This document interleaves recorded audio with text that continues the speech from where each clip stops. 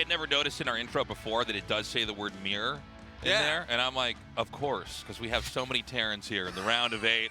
That's what we've got coming. We predicted that. We put that in there. A little bit of foreshadowing. Yeah, GSL's back. We've obviously moved through the round of 16. Here in the round of 8, 5 Terrans, 2 Zergs, 1 Protoss. Yeah, and that 1 Protoss Classic stands alone today against 3 Terrans, Maru, GuMiho, and Cure. It's going to be a gauntlet for him to try and get through it and make it to the offline semifinals, man. I've got my fingers crossed that he's going to move on. Obviously, we're both Protoss players, but I mean, the truth is, like, you do want to have, all of the races represented in the Final Four. I don't know that he's going to make it. I think this is a very tough group. Oh, it's so difficult. I think Maru is probably the guy that's going to advance, and then I think it's a bit of a toss-up after that. By the way, guys, for the best viewing experience possible, there's a link on the bottom of the screen. Check that out. Otherwise, if you're on YouTube, you can keep watching in the format that we're already in. And I'm just excited to get into these games, man. Yeah, it should be exciting. Last night I was playing a lot of StarCraft 2. I stayed up until like 4 or 5 a.m. because I just couldn't stop playing. Nice. I got like 10 PVTs in a row. Yeah. I lost a bunch of them, man. It's tough. I need Classic to show me the way today. Well, that's what a lot of these days are like, especially if you've been grinding a bunch. It's like, okay, can you do my homework for me, players? And give me some kind of like a boilerplate or some base starting point that I can then use to try to improve and ladder up from there. Yeah, I go home, get that Patreon replay pack, just like go pick right. apart everything, get my little journal out, and start taking some notes. And then not next week, Thursday, we're going to be finishing up the round of 8. That's where we're going to have our 2 Terrans and then our only 2 Zergs, and what should be a pretty long and dramatic group. I think Dark probably favored to get out of that, but only time will tell. Yeah, only time will tell. And here we have a look at the GSL donation. Of course, GSL this year will be crowdfunded for a good portion of the prize pool. Up to $30,000 this season will go to the players, directly to the prize pool. Anything beyond that will roll over into the next season of GSL. And a lot of different varieties of rewards here. Big tier for me that I look at on this one is, of course, that Code A Plus tier. If you're on a budget, you can ball on that budget, get match replays from all the games here at GSL. Yeah, I mean, and that's definitely, if you're a student of the game, that's a great way to go. If you're more interested in the content itself, there's higher rewards for that. But yeah, I mean, this is the way of things right now here for StarCraft 2.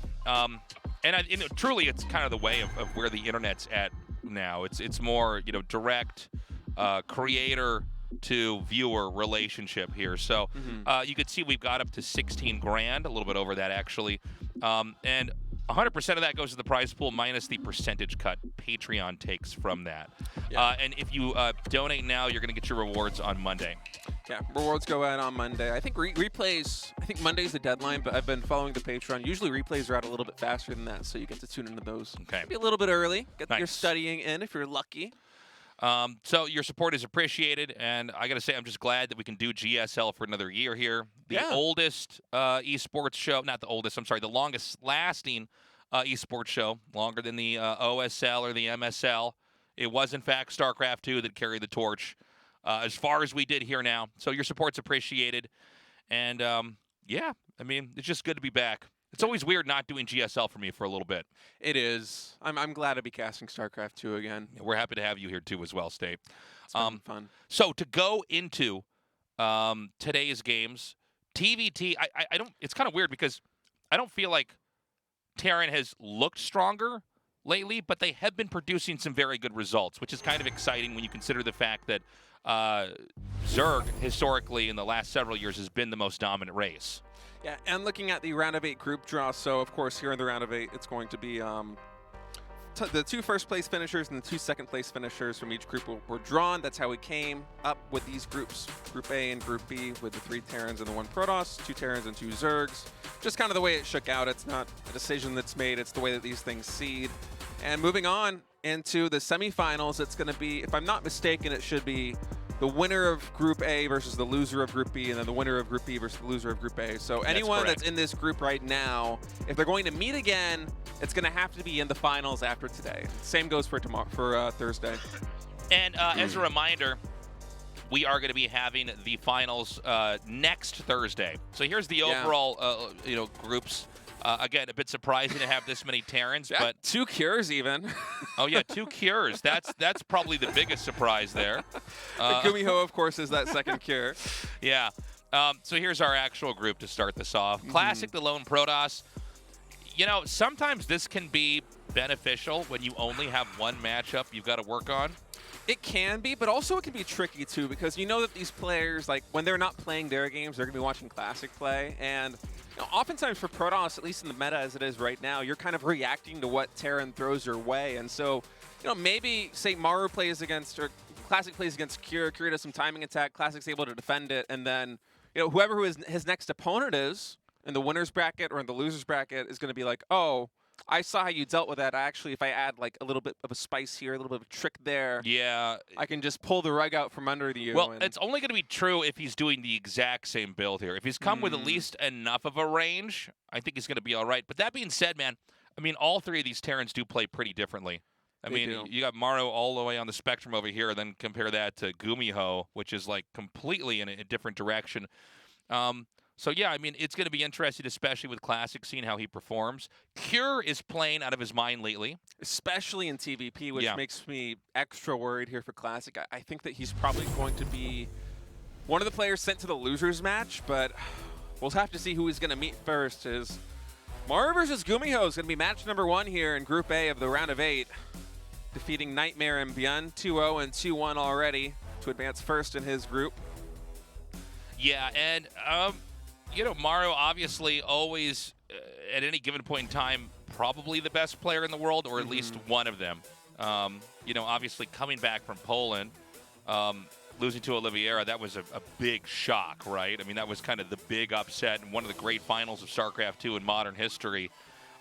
He's going to be hungry to come through here and try to win his 6th GSL. Yeah, 6 GSLs, man. I mean, just absolutely phenomenal. No one else has won 5.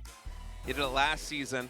2022 GSL Season 3. We'll see if he can do it again. He's already half of the way there, starting out the round of 8. And I think a lot of it's going to come down to exactly where he's at in TVT specifically, just considering we have 5 Terrans left here. I forgot. Yeah, he's over a cyberpunk polluted city here. GuMiho, his opponent, obviously also a GSL champion, but only one, a champion of one tournament. Got his own play style. Definitely, I think, hard to prep for. I don't feel like there's even another player you can compare to GuMiho to like look at and say, well, you know, study this guy's games or play with him to get ready. That being said, it does seem like Maru has a better take overall on early game TVT. Yeah, I would agree with you on that. GuMiho, he is kind of a wild card. I mean, we mentioned it before, but you know, one of those players that very early on in GSL actually competed playing random, and you can kind of still feel, you know, the reverb of that now. Yeah, that kind of that novel approach that only a person who plays random early on in the days of the game where it's still wild west as far as meta goes, and it's kind of like what can you concoct together. I think I like that point, actually, State. That's a really good point. Like, he does have that kind of weird element, and you know, he doesn't really look like a Terran a lot of times when he's playing. It's wonky, you know. He comes up with unique builds. Kind of feels like a 4th race at times, especially the way you see him play TVZ in particular, with like a battle mech mixes that he comes in. One of the only players to go mech in TVZ. But yeah, we're going to start this one out with the TVT. Maru versus GuMiho game is loaded up. Let's get started with Group A. On-site gaming, Maru.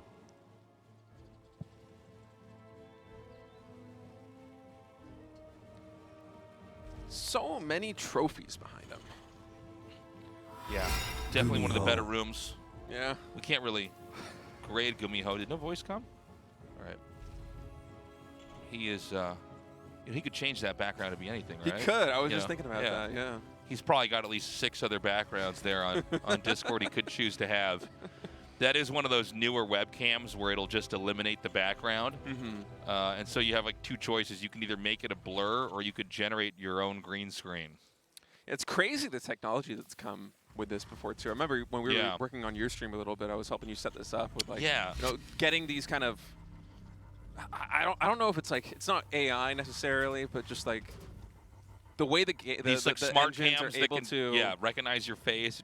There's actually webcams, or maybe it's not a webcam, maybe it's like actually a graphics card where it could change the position of your eyes. I saw this. So that I saw a video of this. It's crazy. Yeah, so it could look like you're looking in the camera, but you're actually reading a script. I don't like it, man. Maybe the technology will get better, but I think like sustained eye contact with the webcam nonstop. Yeah. It's just always gonna weird me out. Especially like I was considering getting that just to do it when I stream and just really weird people out. Like, you know, there'd be something that's just strange, but like somebody like almost unblinking, just staring directly into your soul as they play at like terrifying. 300 APM. All right, so Scout comes in from Maru. He goes out of that ramp. No low ground CC. Does get denied there by the Wallen as both players, actually, excuse me, GuMiho opting for the high ground command center here, followed by Factory. Maru going for that earlier Factory. And kind of standard cookie cutter openers here in TVT. Yeah, I mean, you know, Maru's going to have the opportunity to initiate a little bit earlier. GuMiho, I don't feel like I see him do this much in TVT. I'm sure he prepped this specific build for Maru. But, you know, in the last few months, a lot of the games that I've seen from Maru, he likes to be pretty active early on. But I say that now, and he's already making a command center. So maybe this will be a little bit of a slower start, perhaps even with GuMiho slightly ahead. Yeah, an interesting take by GuMiho to go for the faster CC but have it on the high ground, whereas Maru, as you said, opting for slightly faster tech but more greedy CC placement. So, you know, that makes up for maybe one SCV worth of production, right? Because he's not going to have to lift it all the way back to that natural. It's a long way to go there for GuMiho. And, ooh, concussive shell here for GuMiho. Okay, Marauders in production. This is... kind of reminds me of what we would see sometimes in TVZ where we do those like Marauder Hellbat timings. You know what I'm saying? But this is like not something I see very often. Second Marauder also coming out here. So he might have a pretty interesting poke to set up. There's been a big trend in TVT now to get like one medevac, and then you have like almost like some kind of a Final Fantasy squad inside the medevac and start to try to take a fight tactically. And this one's going to be a mixture of Hellions, a Marine, a Reaper, and then Marauders. Yeah, the Marauders are really interesting to me. I mean, TBT is one of those matchups that I'm probably behind the most on the meta on.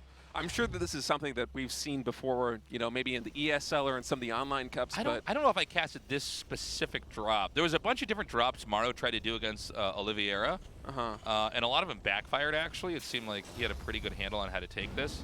So they're both going to be dropping each other. Siege Tank and 4 Marines coming out from Maru. I casted Maru doing exactly this. But the medevacs are going to go past each other, so I'm not sure what to make of this. It's going to be strange. 3 Marauders and a medevac here in this TVT. Another Marauder in production as well. Not something you see too often here from GuMiho. Now, keep in mind with what GuMiho has, he can't shoot up besides the one Marine. I mean, the one Marine basically isn't anything at all. That's true. He's got a bunch of Hellions and a Reaper as well. And you got to be careful because if he does drop a Marauder here, he can basically chain together Marauder shots and get your Reaper killed. And he's going to go for Stim behind this. And so this has been a couple of little positional plays where nobody's really engaged with the other just yet. Yeah, no one really wants to start that fight, too. And especially for GuMiho, I don't think Maru, as of yet, has any idea exactly what the composition is. He might think it might be, you know, probably Siege Tanks and Marines in that medevac as opposed to 3 Marauders. And GuMiho doesn't want to show his hand just yet because the element of surprise still is in his favor. Oh, that's a good point. He has command center coming down for both players. That's a really good point, State. Yeah, he hasn't actually shown the Marauders. Yeah, so Maru just doesn't know. Unless I'm mistaken, he doesn't know. And that might be... Is that like 7 Marauders in these medevacs? This is going to be a crazy push. All right, we've got the Hellions here actually ready to intercept. This is enough Hellions that he can clean out most of that pretty easily. I think he wants to go up into the main. Now, there's one Hellion coming down here, but there's a Cyclone to meet that. Cyclone to meet that. A lot of Marines here for Maru, and I can't wait to see how this one goes. Yeah, he's going to have to pull off. All right, Scan comes in, so that's going to be a little bit extra damage there on that medevac, but that's not really the kind of force that GuMiho can really go up against here with these Marauders, but... I do really like GuMiho's build. Maru's been pretty straight up. Yeah. It's creative. He hasn't been able to make anything happen with it just yet. I wonder if this is the kind of thing where maybe he's scouted some of like Maru's openings that he's been doing in TVT, and perhaps what GuMiho is doing right now kind of counters some of those strats. Sure, yeah. And he just hasn't had the opening just yet. Yeah, well, he still has that ace up his sleeve right now. But, you know, the truth is, if you make this many Marauders, you did not make that many Marines, right? And Marines with tanks, and Marines with Stim at least, are kind of the backbone of the matchup, right? If you get enough of those and you get the right timing opportunities, you can come in there and just completely sweep through that. Those little I know, bears they doing look like shaved Ewoks or something down there. Shaved Ewoks. Do some kind of water ritual.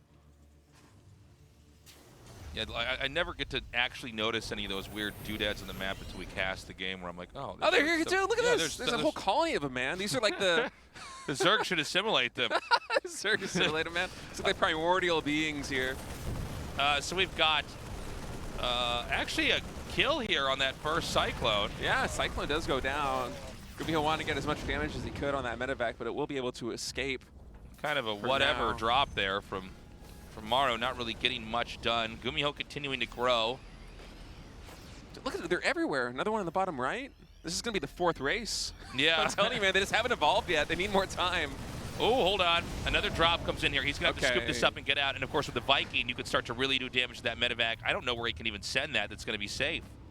I think it just might be able to get away here. Yeah, the zoning coming in from the rest of Maru's army will keep that medevac alive. But GuMiho, now it's been revealed that he has a ton of Marauders. I'm sure Maru, when he saw those medevacs drop all these Marauders, just kind of had like a what moment? Wait a minute. And he's going to come into the main right now, actually. So he's going to unload over here. Yeah, keep in mind with these Marauders, you can start sniping add-ons, and that's the first thing he's going to do. Gets combat shields, actually. That might be the only Tech Lab barracks, and in fact it is. All these add-ons going down. Gets another kill. Tech Lab was trying to get reconstructed there. As we're just mowing down buildings right now, man. Armory went down too, if I'm not mistaken, so... A nice little play there by GuMiho. So Marauders had a long journey in this game, ended up with them killing combat shields and a couple other add-ons. Never got to see what they were really going to be intended for. And we've got Maru that's going to come out here with a push, and I'm a little bit worried with 1-1 finishing that GuMiho may just get flattened. This is a really healthy-looking army. He's going to have way more Marines, which means he can stim in and engage way more easily. He's also going to have more tanks, so he actually has enough Ravens to, I think, literally mute all 3 of these tanks. Yeah. And just basically win the game. I actually don't think there's going to be much more to this game than that. No, there might not be. That's all it takes going down for GuMiho. As one more coming down the ramp, SCV is being pulled, but there are so many siege tanks here just outside the natural expansion. And I mean, GuMiho, his build was creative, but Maru just playing standard by-the-book stuff right here. Yeah, I mean, I've always appreciated GuMiho's very different way at looking at the game, but then you see Maru and what he's doing, and it's like, well, this is why you pretty much always do this, right? Yeah. And you see, GuMiho has less of all of the different tools that he needs to take a fight, to win a fight, and Marauders with concussive shells don't get you anywhere when you get this far along in a game. So I would imagine we're going to be seeing GG here. There's no way the third base can survive. There's not enough Marines to make anything work. A scan here does spot the double medevacs here filled with Marines, but Maru very quickly pulls away, and that doesn't really present an answer here for the fact that Maru can probably push right up into the natural and perhaps even the main. No, there's just too many siege tanks. Not sure GuMiho's going to be able to hold on. Siege tanks now setting up here at the natural expansion. Should be able to start shelling that command center, and indeed they do. It's GuMiho now trying to come back, but I mean, the supply is already 40 in favor of Maru. GuMiho's third base lifted. It's not looking good for him, Tasteless. So now the natural is under pressure. I do like the idea that GuMiho tried to come in there and press on the third base. In fact, I think the third base is going to be landed here. We're not showing it on camera, but I think that basically Maru's defended that. I feel like we're slowly watching GuMiho bleed out right now. His economy falling behind of Maru's overall. Not only 20 workers behind, but also that full mining base. And Maru has more than enough back at home to defend this. Well, he's forced to lift over here. I do feel like GuMiho is one of those players that will stay in a game a little bit longer than other players, but at some point in time, you got to wonder, okay, what else can you possibly do? This may be the death throes right now of GuMiho. He's going to try to lash out and try to save this position. There are going to be Marines coming down here, so he's going to get a pretty decent surround, but the splash damage is so incredible. There it is, GG, that even in that moment, it's not going to be enough, and that is going to be game 1. Yeah, Maru just overpowering there in game 1. I love that build from GuMiho. It was really creative. I feel like we didn't truly get an opportunity to see what his plan was with those Marauders and those Hellions. Eventually, he decided to use them to go snipe some add-ons, delay upgrades by getting the armory as well. But you sacrifice a lot by going for that many Marauders and concussive shells so early, and you saw it translate in the tank counts. I mean, I think at one point it was something like 9 siege tanks to Maru to 3 for GuMiho, and when he had all that Raven energy as well, I mean, 3 siege tanks, those are all going to get disabled, and then you're just going to get mowed down. I wonder what exactly that's intended to fight, because I understand the first medevac with the Marauders, and maybe you're running with the Hellions and that, but he got up to, I think it was like 7 Marauders. 7, yeah. And then 2 medevacs. So it's like, okay, I thought maybe there'd be an opportunity off of just like the one medevac and you can do something, but then he kept making Marauders, so clearly there's something else he's looking for. It seems like he tried to dive into the natural and saw there were like 10 Marines and pulled out and then just didn't use them. So maybe he thinks that the Marines are going to be more delayed. Yeah, maybe he was trying to catch Maru, pushing across the map, and then maybe there are Marines back at home, and the Marauders can drop in and then snipe the add-ons maybe before stim or something like that. I'm not really sure what the plan is. There's going to be more Cyclones or something, because obviously the Marauders can just kill the Cyclones, and then... Yeah, but build order is just not really going GuMiho's way there. Yeah, it was a little bit of a weird game, and to be honest, when you have these really standard, solid plays, they're kind of engineered to sort of beat all the other possible weird things. That's kind of why they are the way they are. We saw that back there. On-site gaming, Maru.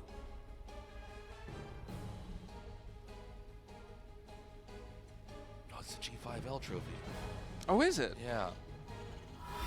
So many GuMiho. trophies. I was looking at the ones on the bottom shelf. Yeah. G5L's probably middle or the upper shelf, man. Got too many trophies. Surely GuMiho's trophy is in one of those buildings behind him back there. He melted them down to forge those buildings, tasteless. So, every time I cast these two guys, I always watch the game from GuMiho's perspective. Because I'm very interested. Actually, any game I've ever casted, if GuMiho's in it, I cast it kind of from his perspective, because it's like, all right, well, what is he going to try to do? Because he is the guy that's still trying to make Terran do things we just don't see the other players try. But, the reality is that was like such a weird game. We never even got to really see the strategy from GuMiho play out, and then he just had units that weren't very helpful in a game where Maru just got all the stuff he needed, played about as straight up as he could play, and pushed through and won. Yeah, and that's one of the benefits of going for mass Marines as opposed to Marauders. Is Marauders, of course, they cost gas, so does concussive shell. If you're going to make 7 of those and go for 2 medevacs as well to support them, that's a ton of gas that you're not spending on Ravens, you're not spending on siege tanks, let alone, spending those resources so early by also delaying your tech. Right. So it just didn't go his way. I'm curious. I'm sure somebody out there watching knows, what that was meant to snipe, but for me, it's just, it's hard to say. But I do appreciate seeing creative builds like this here in the GSL. I mean, sometimes it works, sometimes it doesn't, but it is a treat to always see people trying to kind of mix things up and maybe push the boundaries of, what the current meta should look like, or what can possibly counter strategies that are popular now in this moment. But after losing that in game number 1, I wouldn't be surprised here in game number 2 if GuMiho kind of decided to hunker down and play a little bit more of a standard style, because although he is a very creative player that kind of plays by the beat of his own drum, his standard macro play, it's also really solid. There's a reason why he won a GSL Code S years ago. There's a reason why he's been competing in this game at the top level for more than a decade now. Right. I mean, the skill is there, so we'll see exactly what he whips up, and looks for now it's going to be, oh, is that a delayed command center here? For a second, I saw that on the mini-map, the command center, then I saw another one in the production tab, and I was like, wait, you going 3CC this fast? But no, just faster tech here for GuMiho. Yeah, GuMiho going to tech a little bit more quickly here. Maru does have his own CC coming along. And the truth is, we can't really tell yet what the plans are. It is going to be a Cyclone here for GuMiho. Now, a lot of times the Cyclone in TVT is sort of a catch-all to defend. But when I cast GuMiho's games, a lot of times I see him push with it. So I always want to see, okay, how many Cyclones are going to be made, and where does he move them? Does he try to come out on the map? And remember that Maru did set up once again with 4 Marines and a tank and a medevac and start trying to move around. He did that in the finals over in Katowice just a few months ago, and it seems like it's an idea he's still tinkering with right now. Yeah, that time a little bit little bit less aggressive with the opening than Katowice, you know? But it is, no, it's standard bread and butter. It's what he's doing right now, too. You know, Siege Tank, Marines, Medevacs coming out, 1 Cyclone now in production just to kind of anchor the defense back at home. But GuMiho adding in a 2nd Cyclone as well. And, you know, I feel like this time we're kind of shaping up for one of those slower games, it would seem. As once again, this Medevac drop coming out. Yeah, this is what he likes to do. Huh. And you know, there's that Cyclone out. It looks like he could try to intercept this. Oh my God! There's a 2nd Cyclone. Yeah. Now, who actually wins this? The Medevac does offer a degree of additional sustain, and he's going to siege up. Now, TVT doesn't have to be a long matchup, and when Maru plays, a lot of times it isn't. But I think the bunker is sort of an unexpected sandbag that sort of, you know, stops whatever tactics Maru wants to try to set up. GuMiho might be trying to catch this right now. Yeah, I think so. Gonna go straight to the natural, see what he can find there. 2 Cyclones to 1, but 3 Marines on that high ground. So GuMiho is gonna come in, trade one of these Cyclones out at least. We'll be able to kill a number of Marines. Yeah, should be both these Cyclones falling though. Yeah, I don't know if I like that.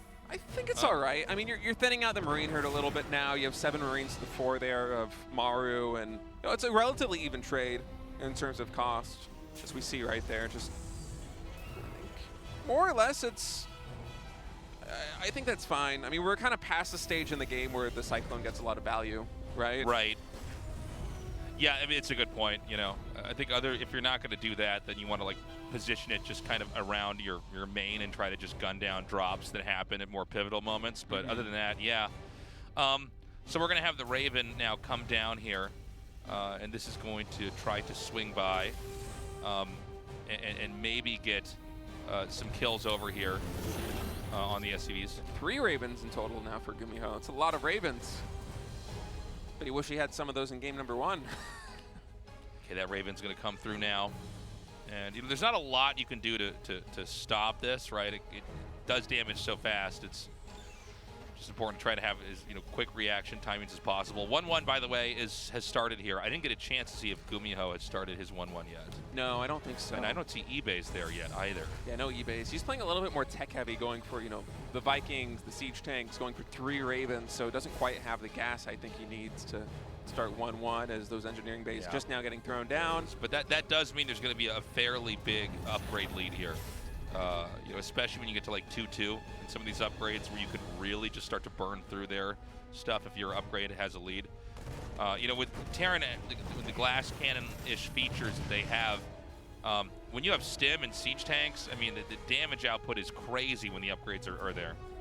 Yeah, and that window should be large here. So first RO turret goes down to the natural expansion, able to get 2 SCVs. One of the main base might be able to pick up 3.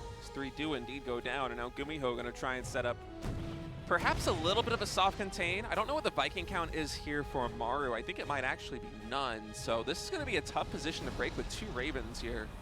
Yeah. And 3 siege tanks. And this is going to be an infrastructure push.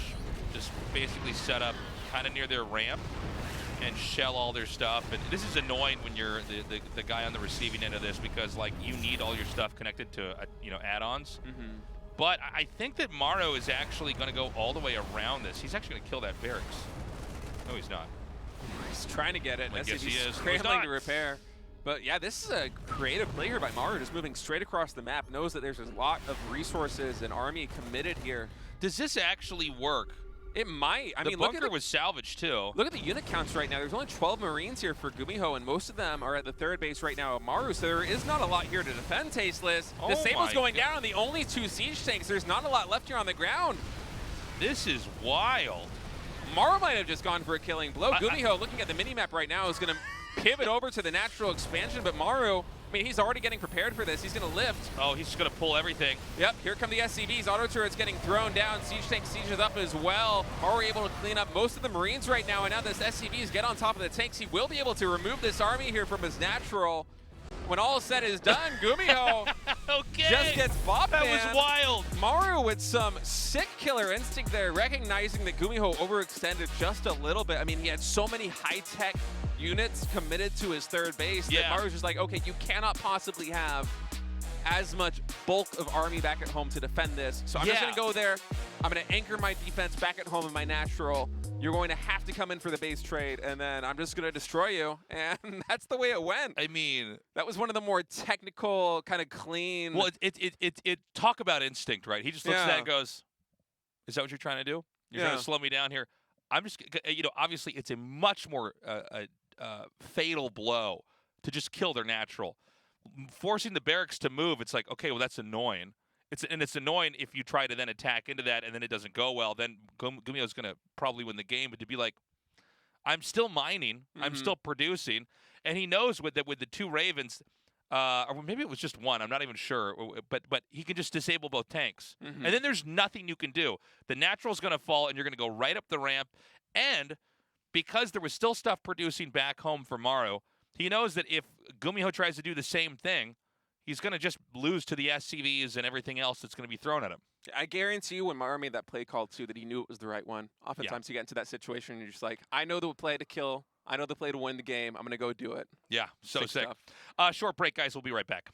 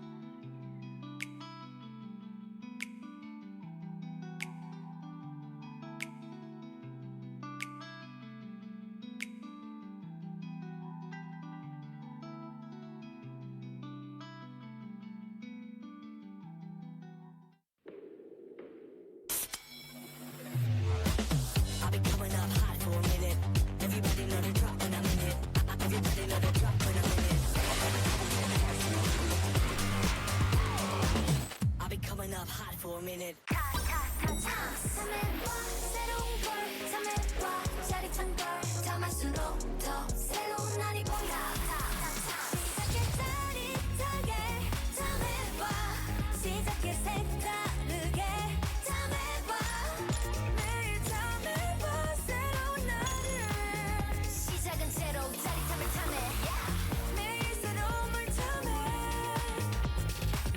너도 탐색봐 탐세러. 드디어 카운트다운을 시작합니다. 4, 3, 2,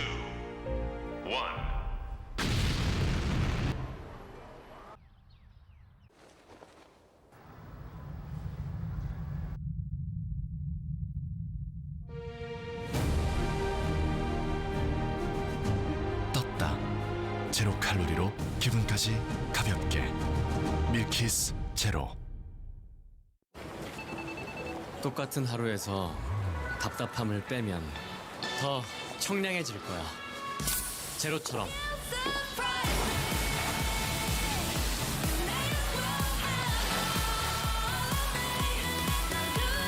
우리 없어도 되는 건 빼고 살자.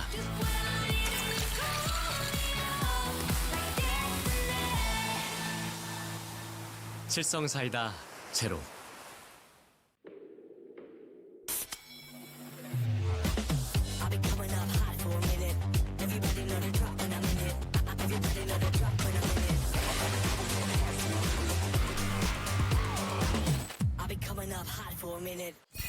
Today's matchup.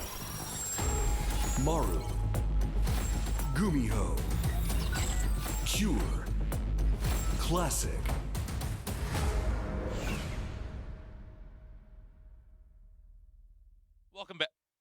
Welcome back, everybody. Thank you for waiting.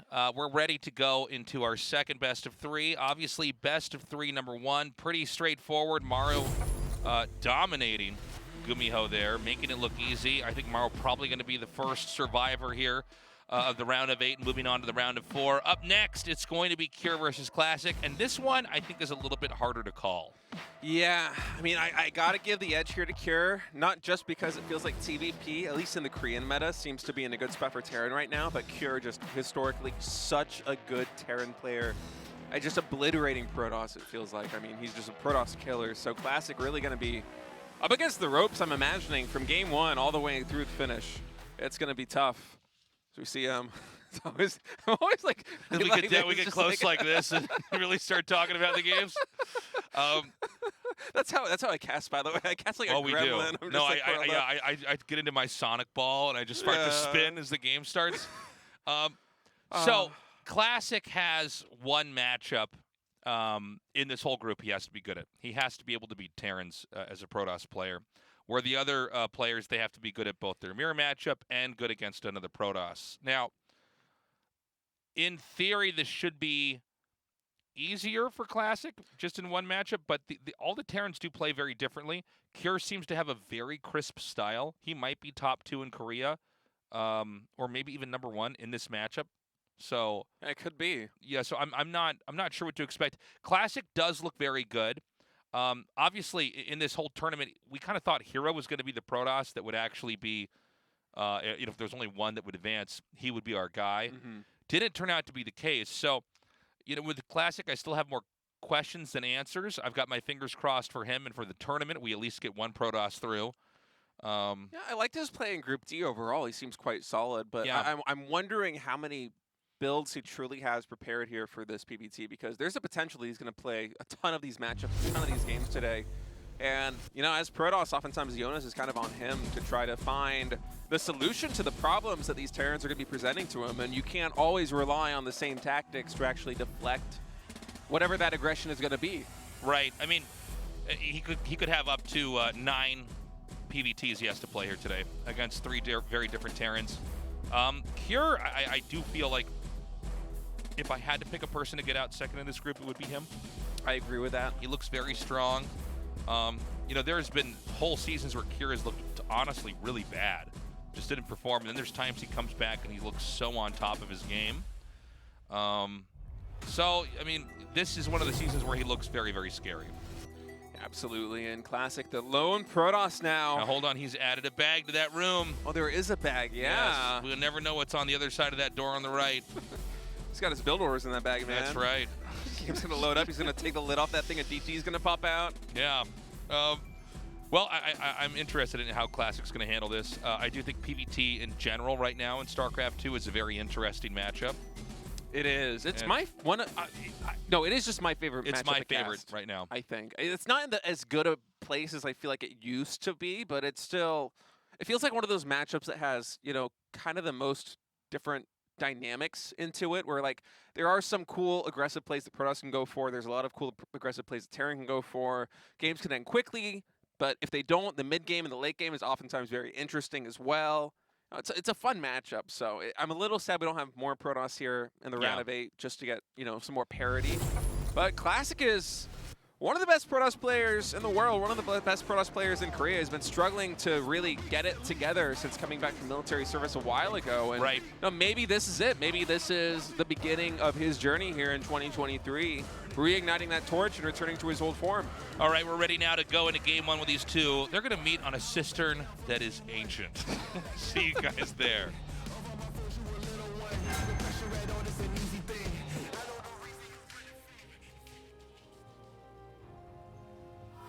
Club NV, Cure.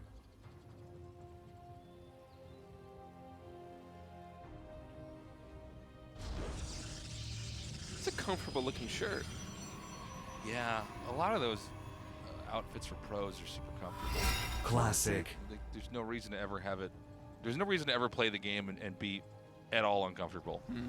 Like, I know for me this became 10 times more true when the pandemic hit, because like, especially in Korea, we were stuck in our houses for a lot of that, but just starting to buy clothes that were absolutely the most comfortable things to wear in the house. I'm still doing it. I'm just wearing like Same. undershirts and like sweatpants all the Same. time. If I'm streaming, Yeah. I'm doing the same thing. Yeah, sweatpants galore, basketball shorts, stuff like that. It's just really comfortable to wear. I do the same thing when I stream. Yeah. I'm like, what is the most comfortable thing?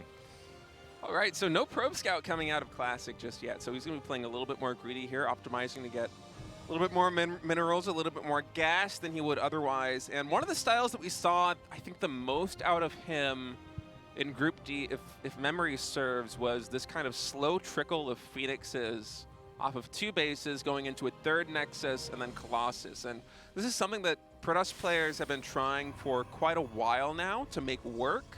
I'm not sure how much of it we're going to see today, but it can be pretty tricky because if you go too hard into the Phoenixes too early, then yes, if Terran comes in with some kind of blind drop and you catch it, you're feeling fantastic. But if they don't do that, and you're pumping all these resources into Phoenixes, then suddenly your Robotics is later, your Colossus is later, your splash damage as a result, and Thermal Lance are going to be later. Your Gateway count might not be as high as it is. And Classic, it felt like he did perhaps the best job of any of the Protoss players that we watched in terms of kind of threading the needle and just pushing out Phoenixes incrementally at the appropriate time. And so I'm expecting to see at least a little bit more of that playstyle from him today. I'm not sure how many games of it we will see. And certainly not here in game one, as we're starting out with the Twilight Council, so already mixing it up a little bit from what we saw from him in Group D. Yeah, I'm really excited by this Twilight Council. I'm curious what exactly this is going to look like coming forward here. Are we going to have DTs? I felt like we had a lot of DTs in the few Protoss games that we had in the round of 16. Yeah. So I don't know if that's going to be a thing again moving forward here. DTs seem to be a thing you need to be doing always less than 50% of the time. If that makes sense. Right. Like if you're ever known as the DT guy, you're not going to have much of an impact. But if you're the guy that goes DTs like 1 out of 5 games, 1 out of 10, it's going to work a little bit more nicely for you. All right, so one Marine will go down to this Adept for just a little bit of hull damage that shades away back to safety, and Blink will be the tech of choice here for Classic. No surprise there. And now I'm just kind of wondering, you know, when's that Robo got to go down? When are we going to see the third base? And okay, 3-gate Blink to start. All right. Okay, so it's going to be 3-gate. Yeah, this is There's the Robo. Okay. Yeah. And so I don't know if he's going to get a 4th. I mean, only time will tell as the minerals start to pile up. But he's got an Adept out here to basically act as a gatekeeper from letting the Hellion spot the unit composition. And it's actually not an old idea, if he does do this idea, but to just try to come in here and push. But you can also use this to intercept and defend drops. I think that's probably going to be the game plan here, as it looks like Classic is setting up to take that third base. And these 3 stalkers, are these 3 gates, and then the stalkers that come from them, they function in the same way as the banked Phoenixes trying to catch the Medivacs and Widow Mines here, only they're a little bit more versatile. all right, 8 Marine drop coming in, does get spotted here by this pylon, so Classic's going to move to defend, and he's warping in a lot of stalkers here, which has me worried about the 3 Hellions that are about to enter the natural base here for Protoss. Classic as of yet. Oh, he does see it. 4 probes already going down. The Marines were setting up for this flank.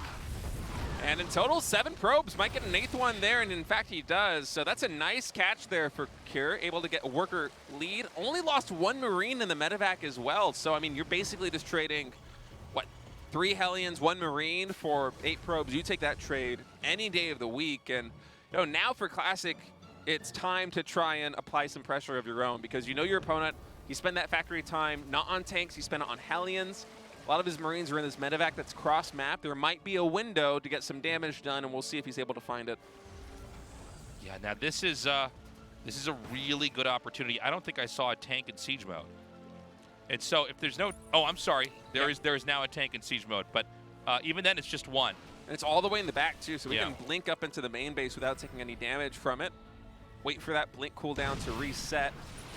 Yeah, now, I don't know the math on this exactly, but it's possible you can just blink on top of that tank, but it seems like if there's just enough to defend, you're going to be okay. It would be an expensive trade, one that he might make. We'll see. For now, just seems like he's happy to take any damage he can get for free. He's able to get 1 Cyclone. Man, I feel like Kier's playing this just a little bit better. It does feel that way right now, yeah. Probes coming in. I mean, Probes fighting Marines doesn't really feel good, especially with this fantastic positioning here. Dude. Only 1 Stalker to try and DPS this down. So Classic, he really has to make something happen here. God, but the repair, oh my goodness. A lot of things going Kier's way right now. He's actually going to recall the Stalkers from back at home, but didn't even need to, as finally that medevac gets cleaned up. But at the end of the day, yes, Classic does have that 3rd Nexus, but it's a 10-worker lead here for Cure, and that's even before you factor in mules. So it's going to be a minute or 2 before Classic's economy really comes online, and I'm worried that in that time span, Cure is going to be able to pump out enough units to just come in with a very dangerous blow. I think you're right. You know, if you see the 1 tank in the main, I do think the right tactic is to then blink on top of the bunker, the natural, and kill that. I mean, it's, you know, hindsight's always 20/20, but I know I've seen Parting do that a couple of times in games that have looked, at least to start to look like that. That does seem to be the sequence. You know, there's really nothing worse than if you're a Zerg or a Protoss and you're facing off against a Terran and that bunker almost dies and then doesn't, and you're like, oh no, I've taken so much damage in this fight and didn't break, you know, the linchpin in the defense. So Cure's going to come make a beeline across the map. We've got a Stalker counterattack here, a nice interception. I like this play by Classic. Getting some closure on that bunker. Yeah, gets closure on the bunker, picks off a good amount of bio too. This is a fantastic counterattack. He's gotten like 5 Marauders and a medevac.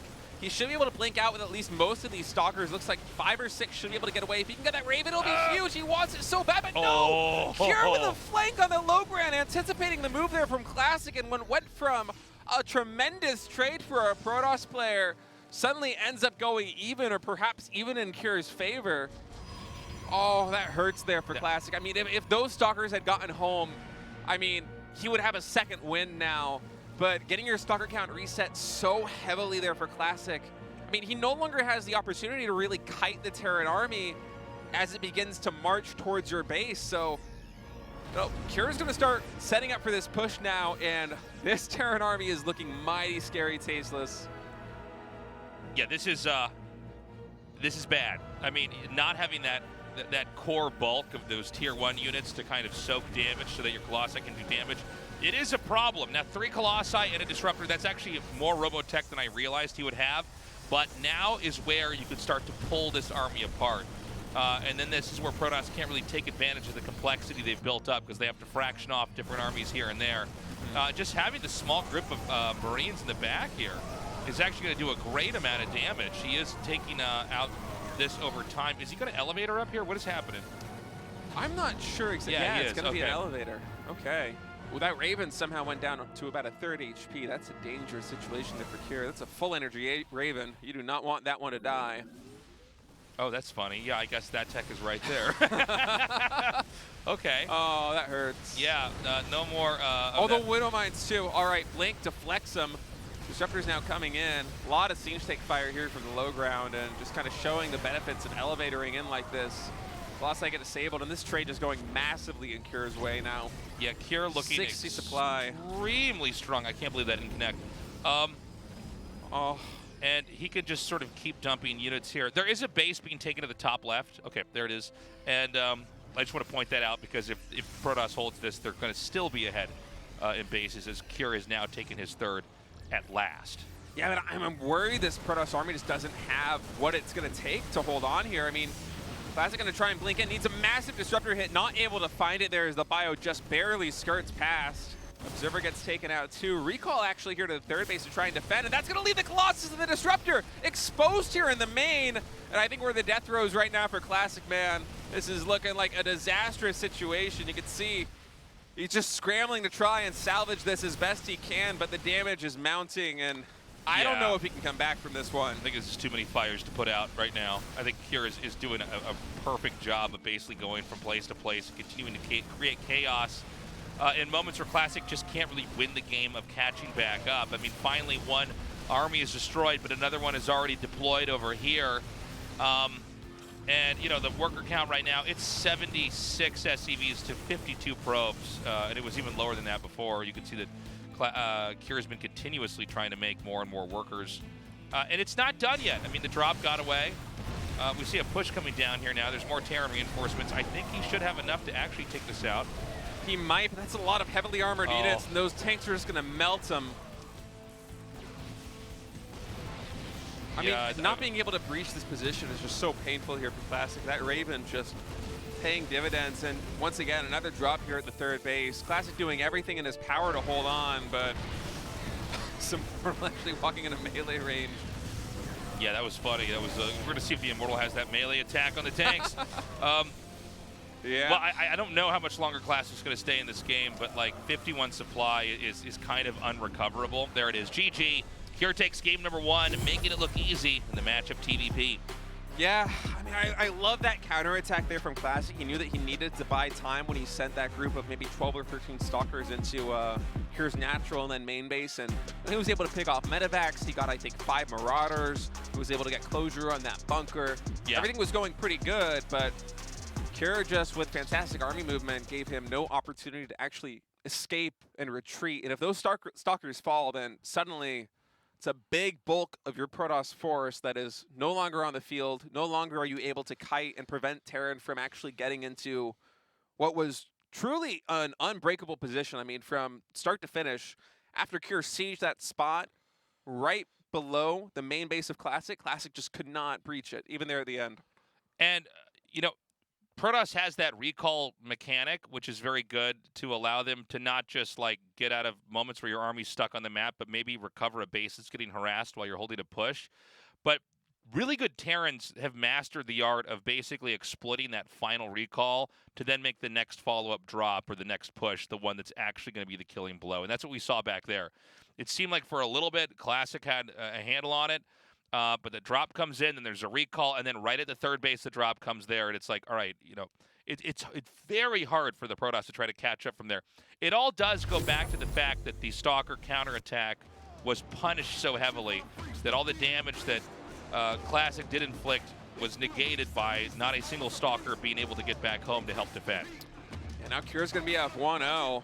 It's really showing why he is one of the best TVP players in the world, able to manage Classic strategy there on map number 1 flawlessly as Royal Blood is loading up set number 2. Will Cure win 2-0 and move on to the winner's match, or will Classic start a comeback? Let's see.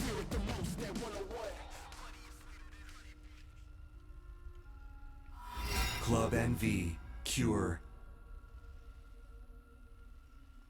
Oh, hold on. Saw an SCV come out very early. Are we going to have a Marauder pressure? He may also be checking for proxies. I'm imagining it's going to be Proxy Reaper. If I were to make a bet, that's what I would think it's going to be, but we'll see for now. 80 gas. He's not making a refinery. All right, so it's going to be a barracks. All right, barracks into refinery, right? Yeah, barracks. Okay. Got to be barracks into refinery. All right. It's one of those funny things, by the way, is like a Protoss player who gets proxy barracks like this all the time is like, I actually don't know if you build the refinery before or after the barracks if you're going proxy Reaper. We're finally getting to see, man. Yeah, learning. So 2 gases come down. And I want to see what exactly this kind of rush is going to be. I think Reaper is likely. We've also seen these like 1-1-1 builds where everything is outside It's of possible. the Protoss' base. This one probe is not actually mining. That's actually so bad. Uh-oh. Oh my God, this is so Classic. bad. Yeah, that's half of the gas income right now. This is okay. He sees fixes it, but that's All right. like In total, that's like maybe 20, 24 gas or so, which might not sound like a lot, but I mean, consider we're the getting fact. rushed. Yeah, you're getting rushed, and also consider the fact that, like, in PvZ, for example, you delay Warp Gate to get your Stargate a little bit faster. Warp Gate's only 50 gas, so Yeah. at the very start of the game, 25 gas, 50 gas, that's a lot to deal with. And yeah, Tasis, I think you hit the nail on the head. Look at that. It's gonna be a reactor coming in. And these builds The are factory. these builds are so fine-tuned. I mean, you really can't like not have everything synced up early game. It's one of the worst feelings ever is when you like find out a probe isn't mining gas early. Yeah, or you you had like an SCV that's following another SCV instead of mining. Or like, one thing that I do personally a lot is I'll be trying to micro my probes to stack 2 on each mineral line, right? And then I'll accidentally double click the probe instead of selecting a new one, and then I send every single probe's in the same mineral line. Yeah, It's like, yeah. just like, Oh God. just played myself. Yeah. It's like minus 30 minerals. Way to go. So the Adept's going to come out. We have 2 Hellions on the way. So this is a proxy, but it hasn't been revealed yet. And the Protoss didn't actually scout early. No, Classic has been doing that a lot so far here in the GSL, and he did this in the previous map too. So maybe a little bit of meta gaming here coming out. And now Classic is going to move the ramp, sees 3 supply depots. He knows there's a proxy on the map, but it might be too late. It's going to be an Armory Widowmine drop. So this is going to be a Cloak Widowmine drop coming in after these 2 Hellions. And this is something that a lot of people I saw in the StarCraft 2 community wondering about, was whether someone's going to come in with this build to try and snipe Classic, because a lot of the games that Classic has been playing so far in the GSL, not only today, but also in Group D, he's been delaying observers, or he's been going Stargate into Phoenix. Yeah. He's not getting detection fast enough, and an Armory build like this, with Widowmines coming into the main base, look, he has Blink. He has no detection. Once that Armory is done, I'm not sure how Classic is going to be able to mine from his base. It's going to be minutes down the line. Yeah, I mean, it's, you get 1 mine at each base, and it's like, how do you even deal? Yeah. All right, Widowmine's coming in, and Classic for now, he thinks this might just be a really fast Widowmine drop, but Yeah, he's going to see when it gets in there, and he can't do it. I'm surprised he didn't actually... oh, Okay, never mind. Well, he doesn't need to. they're 'cause he can coming in just the walk him natural this way. This is too. hilarious. This is a disaster. Oh, he gets 1. Got to be careful. He really would have wanted that to be closer to the actual expansion. And so, I mean, this is a... Thor now in production here for this is Cure. so funny. I mean, this is a nightmare scenario for night meal. Night meal. This is night meal, man. They don't pay me to say words. It's fine. It's a night meal, dude. Okay, what is... Oh, that's a Okay, Nexus. it's a Nexus. Okay. I think this is smart because the main base is pretty much done. You have to recall that. I mean, this is like a strat from like looked like it was from the 2010, beta, from the beta where it's The like you SCVs. send like 6 SCVs with a To Thor repair a and Thor. Marines and you repair it. I think Classic is just straight up dead. He has very little mineral income. He has to keep losing mining time here in the main base. He has to basically... I mean, the fact that these Widow Mines aren't even synced up just makes the problem so much worse. And now this pylon, the only pylon here on the Gateway, the Robo, and the Twilight Council. Oh, I mean, the SCVs aren't here yet, but that thing's going to get repaired really quickly, and I would not be surprised to see him pivot to the natural expansion. Now, finally, the Observer is out. More probes go down. Did he not kill one of the mines? I think I he think both might mines are have still missed there, one. Yeah, he has to deal with this first. All right, SCV's coming in. Repair not actually coming in on the Liberator just yet. Well, Probe's getting pulled. yeah, he's going to repair that Thor. I feel like there's just enough that the Thor can't be killed, and I think that's going to snowball this game to a victory. Yeah, what a crazy build coming out of Cure. I mean, people were wondering whether this is the kind of thing that's going to happen coming into the group today, because this did seem like a weakness in almost every single build that Classic came up with so Wow. far, from Group D all the way now until round of 8 Group A, was delaying these observers, and if you go Stargate, going Phoenix into Oracle. Very cool build. And And you can see, I mean, Kira did his homework. It's Yeah. why you have to come out with a lot of different play styles, or someone is going to counter you. But yeah, man, and keep this in mind as well. The 2 mines that were coming to the natural didn't even get in range of the minerals. No, it wasn't even the best case scenario there for Yeah, Cure. it wasn't even the best executed build, and it's still crushed. Yeah. So watch out for that on ladder. Believe me, Terran's been doing this on ladder for a while, man. No, it's going to get worse now. It probably Anytime is. it happens in a GSL, it gets a lot worse. So I don't know what else to say. I mean, Classic goes down to the losers. That's certainly not ideal. I think that Cure had a very good showing and really had a good read on how Classic was going to play overall, but there's a chance they have a rematch here as well. It's going to be GuMiho versus Classic in the losers, and then Maru versus Cure in the winners. Yeah, should be some more fun matches, and hopefully Classic's able to adjust a little bit from this game going into his next PPT series, because, I mean, it's always tough when you have to go back to the drawing board over the course of a day as opposed to, you know, weeks at a time. But, I mean, if he's going to get out of this group, he has to make some adjustments, I think. That was a really scary series coming out of Cure. That was a terrifying series from Cure. Cure looked so on top of everything. The TVT with Cure versus Maru is going to be really interesting. We're going to go to a break. When we come back, that winner's match. Don't go away. We will be back in a few.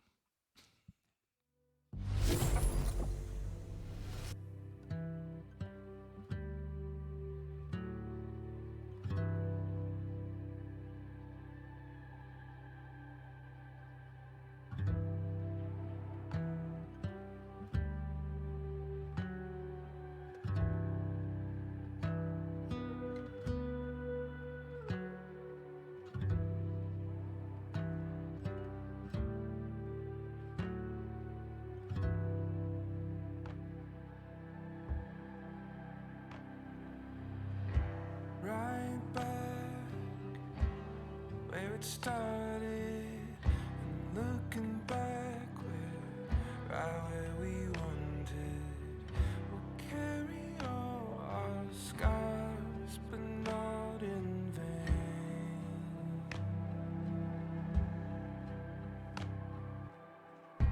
Draw my own conclusions and realizing I'm seeing through them. I can't get it out, this picture in my mind. And now that hope has come from the days we've lost, one by one spent living at any cost. May we finally see what was right here all along. Now that hope is building each bridge to cross, somewhere far from home, still we're far from lost. May we finally see we were right here all along.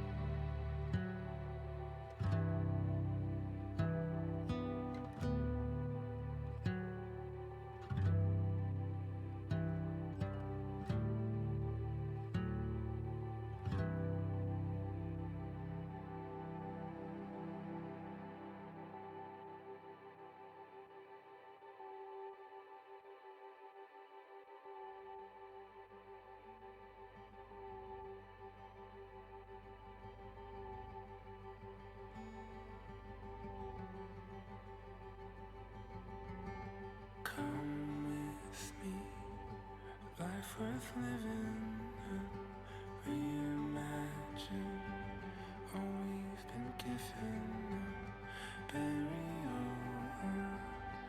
troubles in the car.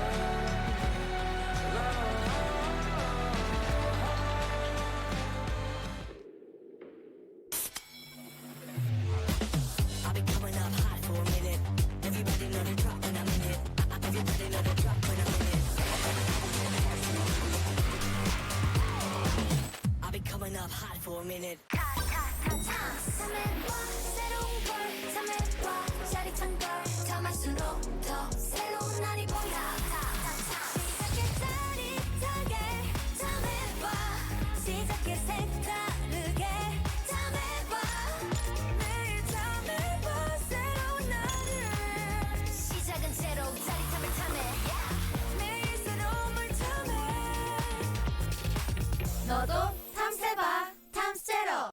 드디어 카운트다운을 시작합니다. 4, 3, 2, 1.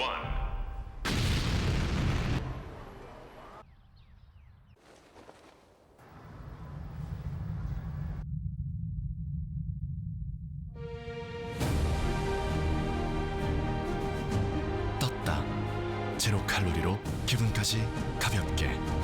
밀키스 제로. 똑같은 하루에서 답답함을 빼면 더 청량해질 거야. 제로처럼.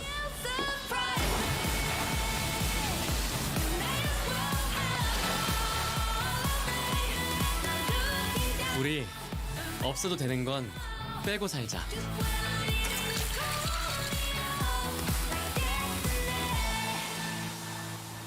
칠성사이다 제로.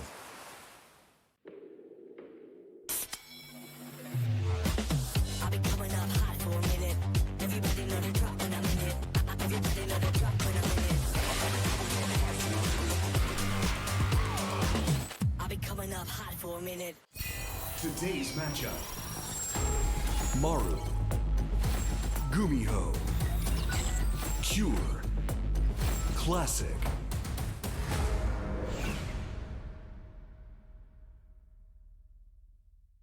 All right, TVT time. One of these two players is going to move on and survive into the round of 4, be the first player to get there. It's Maru versus Cure. Now, normally, I think we would always say Maru takes this easily. Maybe he does this time, but Cure does look to be in very, very good shape. Yeah, Cure's in scary form right now. I mean, Classic is by far been the best performing Protoss here in the GSL Code S. He's the only one that made it to the round of 8. And that was the most lopsided TVP series I think we've seen in a while. I mean, part of that is Cure just kind of doing his homework. Yeah. And identifying these weaknesses in plays, especially there in Game 2 with the brilliant Widowmine drop with an Armory. I mean, just, I was getting nerd chills about that one. I mean, it's so smart. But the thing is, if he brings that same kind of prep in against Maru or against GuMiho, I mean, he could very well just be the second player advancing, or even the first one. And we know that Maru has been doing a lot of these kind of like semi-pushes with the medevac, the 4 Marines, and the tank. Yeah. I mean, he's stayed with a lot of the same openings, at least from what we've seen here in this GSL, that he did that at IEM in Katowice. So maybe Cure has something planned there too.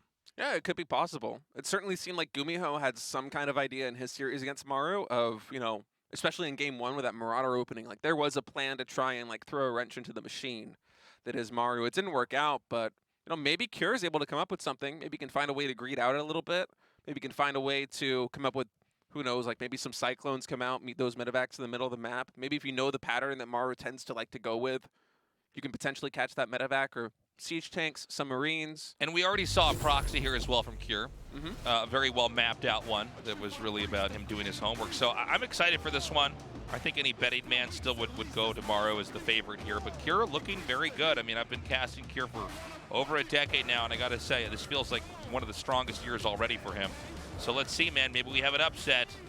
Of course, going up against Maru, who's interested in winning that, what do we call it, 6SL trophy or something? 6SL? The 6 is like the G. Anyways, Yeah, it might be. map 1 is going to be on Babylon. Let's go. Anymore.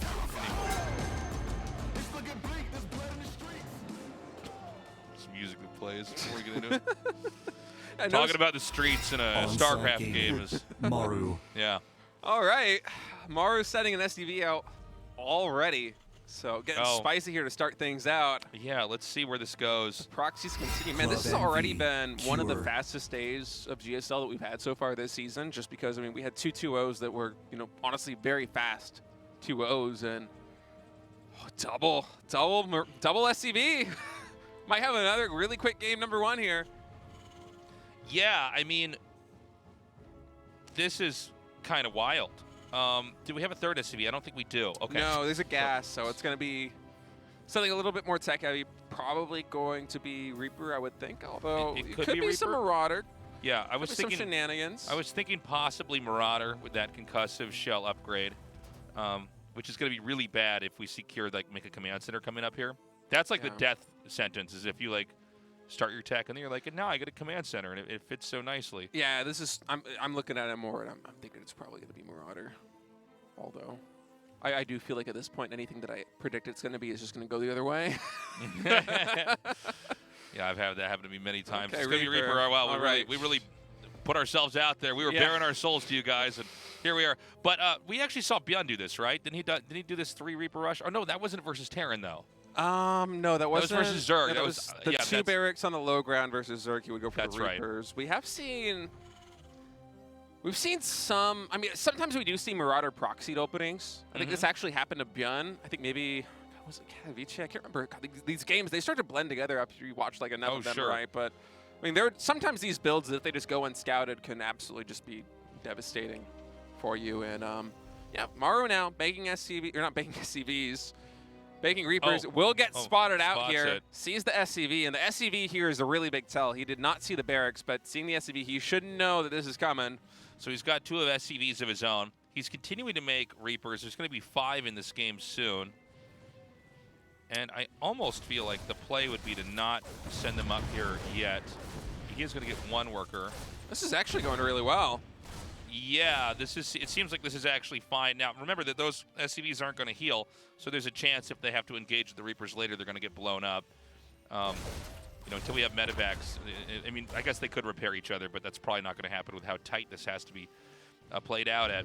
And so he's going to abandon it. He's going to make 1 more Reaper here. This has been held. I think Kira's in probably a better spot than Maru is right now. Yeah, I think I agree with that. 1 Hellion and 2 Reapers are going to be able to hold down the defense back at home. Command center considerably faster there for Kira. Maru building his on the low ground, so we'll get a bit of an edge there to try and equalize this. But overall, I'm liking Kira's position a little bit more. I mean, just a nice defense. Maru's going to come in here with this barracks, get an idea of exactly what the build is here. Maru was really the first guy that started to do this with a double proxy, as you send 1 barracks back home for production and another one comes in here to just get 100% confirm on exactly what the game's going to look like from here. And I will say that I think we've seen Maru win more games than lose them when the proxy is shut down. Yeah, I'm watching this. I think he's trying to find an opportunity to come in with the Reapers and potentially catch those Marines with his barracks, but Kira's wise to it, putting his units in just the right position to defend against that. And from here, we're going to kind of equalize with Kira having what I would say is a pretty sizable advantage. Yeah, I mean, Cure is looking pretty healthy. He's going to have opportunities to try to make his own advantage here. He's powered up on 1 base. He's got a pretty sophisticated army against, frankly, a pretty obsolete army from Maru. Reapers start to become pretty useless pretty quickly as the game develops here. He is going to expand on his own down here as well. We see that 3rd CC coming there. There's no Raven yet. If we could get a Raven here for Cure, I feel like we could have, you know, Oh, I'm sorry, there is a Raven coming Yeah. here. So that he might be able to just run in and disable the tank and kill him. It's possible. That might be in the cards here for Cure. Looks like Maru's going to be going for a 5 Reaper drop. Don't see this every day. Well, I think he basically has to do this because if he doesn't, you know, there's nothing to really stop Cure from just coming out and killing him. Yeah, he doesn't have a lot of counterplay right now. And also keep in mind, those 2 barracks proxied across the middle of the map means that those 5 Reapers are the only infantry units Maru has been able to train up until this point. Yeah. He's only just now starting to reactor out some Marines back at home off of 1 barrack, so anything he can do to try to keep Cure busy in his base is going to be a win for him. Might be able to pick up 1 SCV here before going home. Actually, not that bad a trade. Cyclone able to take down the medevac, but 4 SCVs in total, some nice grenades. 5 SCVs actually, a lot of lost mining time, was able to kill some units. I mean, if you're gonna throw away 5 Reapers and a medevac, that's about as best as you could possibly hope to get, right? Yeah, you know, the one thing that I do worry though is that now there's no pin that's gonna hold him back. I'm actually a little bit surprised Cure's not gonna move out now, but I guess he knows better than I do. But I feel like, you know, with the lead in tanks, the lead in infantry, and the Raven, you do have a pretty good layup here. Yeah, it does seem that way. And Maru back at home just playing really greedy off of this. Went for a 3rd command center very quickly, now going double engineering bay before I think Cure has thrown his down at all. So Maru just going to try and do his best to kind of turtle up back at home, build up some defense, hopefully deflect the attack that inevitably Cure is going to throw at him. Okay, so it looks like it's time to actually move out now. Now this Raven is going to be parked up here at 12, so it's going to be used to try to kill some SCVs, but you know, you can lose a couple of SCVs and this push is still going to possibly do fatal damage. Yeah, so the siege tank counts are equal right now, but Cure actually went for a 2nd starport. There's a 2nd starport in his natural expansion, so he's pumping Vikings 3 at a time. He's going to have massive air superiority here, and I mean, this auto turret is pretty much all this Raven can do. It's going to have to go home after this because those Vikings will quickly be able to shoo it away otherwise, and I'm concerned now for Maru.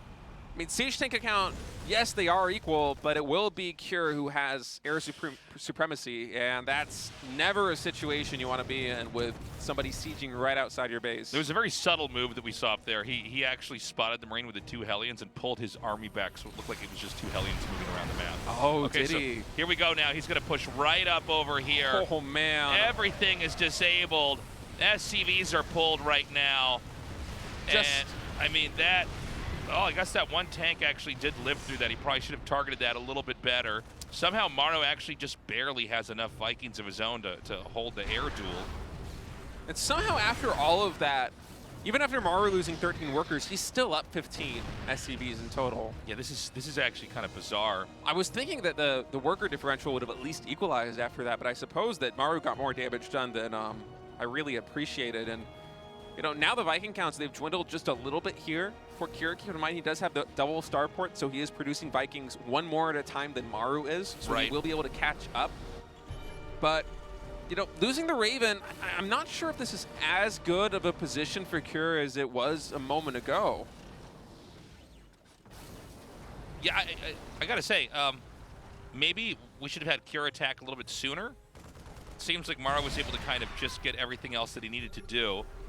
I'm actually surprised that he pushed up the ramp like that at all, really. I was expecting him more to set up a soft contain with the air supremacy from the Vikings, right? And then just have that Raven in case that Maru decides to come down the ramp, but that's not the way he decided to play it. I guess so. I mean, you know, I guess one way to think about it is that, okay, nice clip on the tank there. The issue is I guess when you have those Ravens, you have a real opportunity to maybe take the game, but I think he pulled the SCVs and the tanks actually defaulted on the SCVs. There was 1 disabled tank. Now hold on a second, he's just going to come right out here and kill the spawning Vikings. Yeah, I think he's identified that the air supremacy is just too much here for Cure in his natural expansion. And although Cure is behind in supply right now, I mean, this position is just so hard to breach here for Maru. I actually don't know how he's going to do it, if he's going to do it at all. That is so many Vikings. Nothing is going to contest these 9 Vikings that Cure has on the field. So Maru has to look for something else. That something else is going to be a double medevac drop that he's now sending across the middle of the map. Yeah, I mean, Maru's head, it seems like, is almost underwater here. But the drop could be pretty handy because I think he might just have enough to hold this. Can he get through here without being noticed? I think he just now goes underneath the tank. Cure for a while now has just had almost no SCV production back at home, just kind of stagnating there at 35. So this is He's trying to force. very much an all-in move here. He wants to get something done. Maru's going to see if he can try and find something counter damage, and there's not a lot here actually, Tasteless, to stop this. Yeah, well, he's going to stutter step micro right up on top. Again, oh my god, push comes to shove. Yep, Vikings landing here, the natural expansion of Maru. Cure going ham right now in the natural. That's 20 SCVs going down. Counter damage is being done at Cure's base, and I think Maru might have actually been able to weasel his way out of this, man. That was looking like a very dangerous position, and Cure is going to take game number 1 here. Wow, that was a great game. That double medevac drop there from Maru, I mean, Cure he was completely rallying everything across the map. We did get a glimpse at his main base where he had, I think, 2 siege tanks and just a handful of Marines, but that's not enough to deal with the force that Maru brought in, and Maru just able to get out from between a rock and a hard place with some really clever tactics and just ride that one to a win, man. I gotta say, like, when Cure moved across the map with that 3rd starport, with a Viking count as high as it was, with a max energy Raven, I was thinking, okay, there's no way Maru's gonna be able to take a 3rd base. He's gonna get soft contained. He's gonna lose the air superiority battle. It's gonna be really bad for him, but somehow he finds a way. I mean, it seemed like maybe he had to act a little bit more quickly. Maybe. I mean, we were talking about, is he going to push out? It feels like there's an opportunity here, but he hadn't really taken it just yet. And then we saw the attack actually come. But yeah, Cure had cut SCVs hard. He was actually trying to basically flip the game right there. But we saw right when the push started, there were 3 Vikings there for Maru as well. And it was just enough to kind of hold that. Maru used his SCVs in the initial push. He kept enough tanks alive that basically the production was there enough to make that work. And then, that infantry drop that came in, that was enough to not only cut up all the remaining SCVs inside Cure's base, but it stopped all the reinforcements where Maru was still able to produce. And keep in mind, Maru also had that 3rd command center in his main. He never dropped it, but he was pumping those SCVs. And so even though Cure, when he came into the natural expansion and was able to kill 20 workers, those were quickly replaced. So Maru's economy just overpowering there. And some clever tactics, the cherry on top of the cake, gives him game number 1. Let's see if Maru's going to be the first player to advance to the offline semifinals. 1 map win away here in the winners match. That was such a great game. It was a good one. I love being wrong when we're casting because, like, it creates such exciting moments. I mean, I look at this, and I'm not a TVT specialist. It's not my forte. If I play a Terran, I might be like a diamond on the ladder. Like, let's be real. I'm not very good with this race.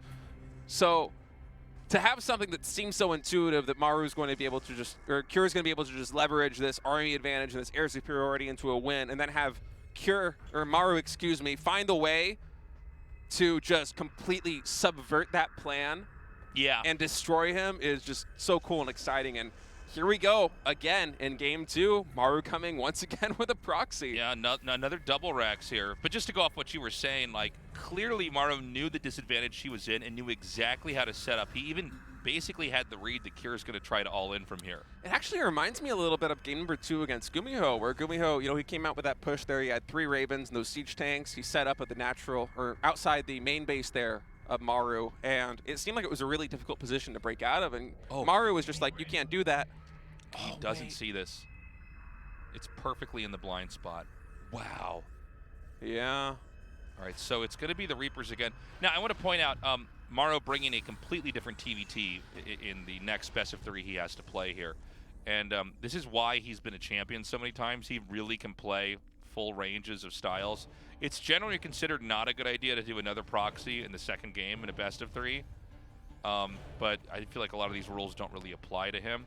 Now, this SCV is going to go hide inside the base. And so is he going to make something here? What are we watching? Is he? I mean, he must, right? The mistake with hiding this is that you're not scouting what's happening. Yeah. And something's about to happen. Could he make a... Oh, my God. Okay, so he has a factory building back at home, and now he's building a factory in the main base of Maru. This is like a 1998 pre-Brood War game right here. Yeah, this is kind of wild. I feel like I'm back in Wings of Liberty or something right now with these tactics. And okay, SCVs at the top are going to be able to deflect these Reapers from Maru. Keep in mind, a lot more in production. So he's going to probably abandon trying to jump up the side of the ledge and instead try to push right into the front. Yeah, if he catches this Marine, that'll be a big win for him. Yeah, well, the Marine, it's very snipeable if you get enough of the Reapers over here. Good control so far. Whoa! Cannot afford to lose a Reaper when you're doing this. Pretty nice defense by Cure. I mean, flashback to the previous game, I think, or maybe it was the was it the previous game? I feel like more SCVs went down the last time we had this Reaper proxy go. I think he got like 3. Was it 3? But I think he didn't get 3 until he had like about 4 Reapers. So I think we could still have a moment where that could start to happen here. Now, I don't know what to make of the one Hellion, but I mean, I'm looking at this and I don't see anything to defend. I think Cure might actually just win this game. Yeah, this is kind of crazy. I'm also pretty sure that Maru already had. Oh, okay. No, he has the factory up there. Now, I guess the question is, when? So weird. When do you actually show the Hellions? Is it with 2? Is it with 3? That's a good question. He's making a 7th Reaper. We have 6 out already. I would greed it out, and I would wait for the 3rd one, but we'll see. We'll see if Cure does the same thing, and he's gonna just go with 2 now. So, all right, coming in is Cure. That could be a lot of SCVs going down for Maru. Hellion already scrambling to get back into the base as SCVs are pulled. 3 SCVs going down already. Maru on the minimap looks like he's posturing to try and find an angle of attack back into Cure's base, but right now the damage is just so high here in the main base. And okay, here we go. We go with the Hellions though. Yeah, I feel like this isn't going to fare well for Maru here. You know, he can just kind of juke and jive with these Hellions. In fact, he can actually get those shots to connect. Oh my God. Oh, 2 more went down. That's a lot of damage. Okay, that's just it. GG. Game 2's done. Proxy Factory. We are speed running through Group A of the round of 8 right now, man. Fast games. Crazy. Some crazy fast games. That was a fun one too. And look at Maru laughing. Yeah, that's like, all right. I mean, like, what are you gonna do, right, in a situation like this one? And I'm kind of wondering, because I don't recall exactly, but Maru, he had a depot in his natural ramp, didn't he? You know, I mean, the ramp leading from the natural into the main base. I didn't actually see this. I'm quite sure he saw the SCV, but perhaps he was already focused on the Reapers. I don't know exactly. Maybe I'm mistaken. Maybe because there was a depot that was also like further back in the base. It was like close to the command center. Maybe that was the one back at home. He doesn't have depots out where the barracks are, but yeah, would he have had? We'd have to go back and watch the VOD, but cool game. Cool game regardless. You know, maybe for speed when you're doing that build, you just make the depot like behind one of your minerals so the SCV gets back on. Yeah, he definitely made one depot was like next to the command center, I want to say. So I wasn't sure if there was actually a second depot that was there at the natural ramp that would have been able to spy it. But in any case, I mean, Maru just did not know that that factory was in his main base. And well, it's so funny because like that really is like prehistoric StarCraft strat. You're like, well, you hide a building in their base, and eventually, you know, everybody gets good enough. You go, okay, don't do that anymore because good people will check. And if your strategy is that they don't scout something, I mean, that's not how you win a game, but it is in this GSL match. I'm getting flashbacks to like Wings of Liberty and just like playing PvPs and having like all these bases back in Wings of Liberty. They would always have those like vision blockers in like the corner, and the Terrans would always just like float a factory in there. Yeah, I remember that. Yeah. And then like, I hate this so make much. Hellions in there, and they could be screaming, "You have to get kicked in my base!" I feel like Metalopolis is one of those maps. Just like, God, I just hate it. I hate it so much. All right, guys, altitude for map 3. The winner of this final game is going to be the first to move on to the round of 4 in the GSL Code S.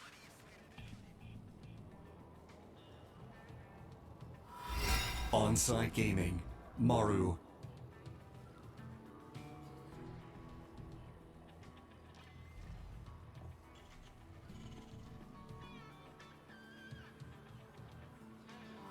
Club NV, Cure.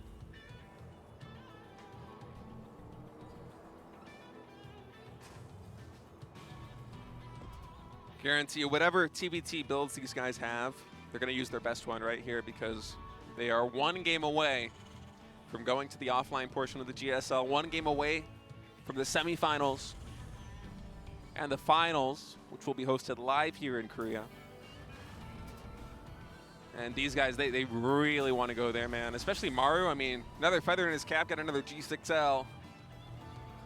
Yeah, I mean, Maru's looking to be in the kind of shape to pull it off. Cool to see Cure kind of, you know, with a little bit of counterplay there himself. Yeah, that was fun. All right, let's you know, you're going to do this? All right, well, I also am aware of how the limitations of your build. Because Maru is one of the few guys that's done the same build several times in a row and just kind of makes it work. Now, this game, I don't know if we're going to have that tank in the medevac with the 4 Marines. It seems like, that, by the way, that strategy where there's Hellions on the ground is to make it look like it's a Hellion drop, but it's actually a push. And they have it in the wrong spot. And so, nice. That's so annoying here for Cure. He wants to put that CC down so bad. I feel like I'm watching a PvZ right now, man. All right, does get shoot away. That's some significant delay, though. Cure was floating 150 minerals before he threw down that command center. So. And the timing's supposed to be tight on that command center because it also functions as a supply structure. So, pretty cool to see. Oh! Almost got him. Yeah. Almost got him. That SCV almost punched through that SCV. So the factory's going to start now. Now, the factory for Maru is finishing, and we don't have a command center yet.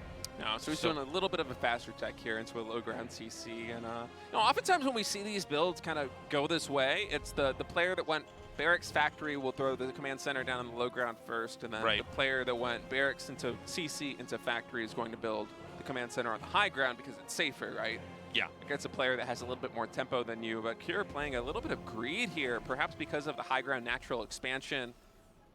Just opting to build that low ground CC will net him at least one more SCV because you have all that extra production time on the command center, right? So it's a nice win for him. Let's see if Maru is able to punish it at all, but with the bunker going down at the natural of Cure, I'm not sure he'll have an opportunity. Yeah. We'll have to wait. Yeah, only time's going to be able to tell on that one. And so this should be a little bit of a slower start here. Waiting to see what's going to be the first factory unit to be made here for Maru. It's going to be a tank. Okay, so he is, at least, this kind of alludes to some of the plays we saw earlier here. Hold on, he cancels.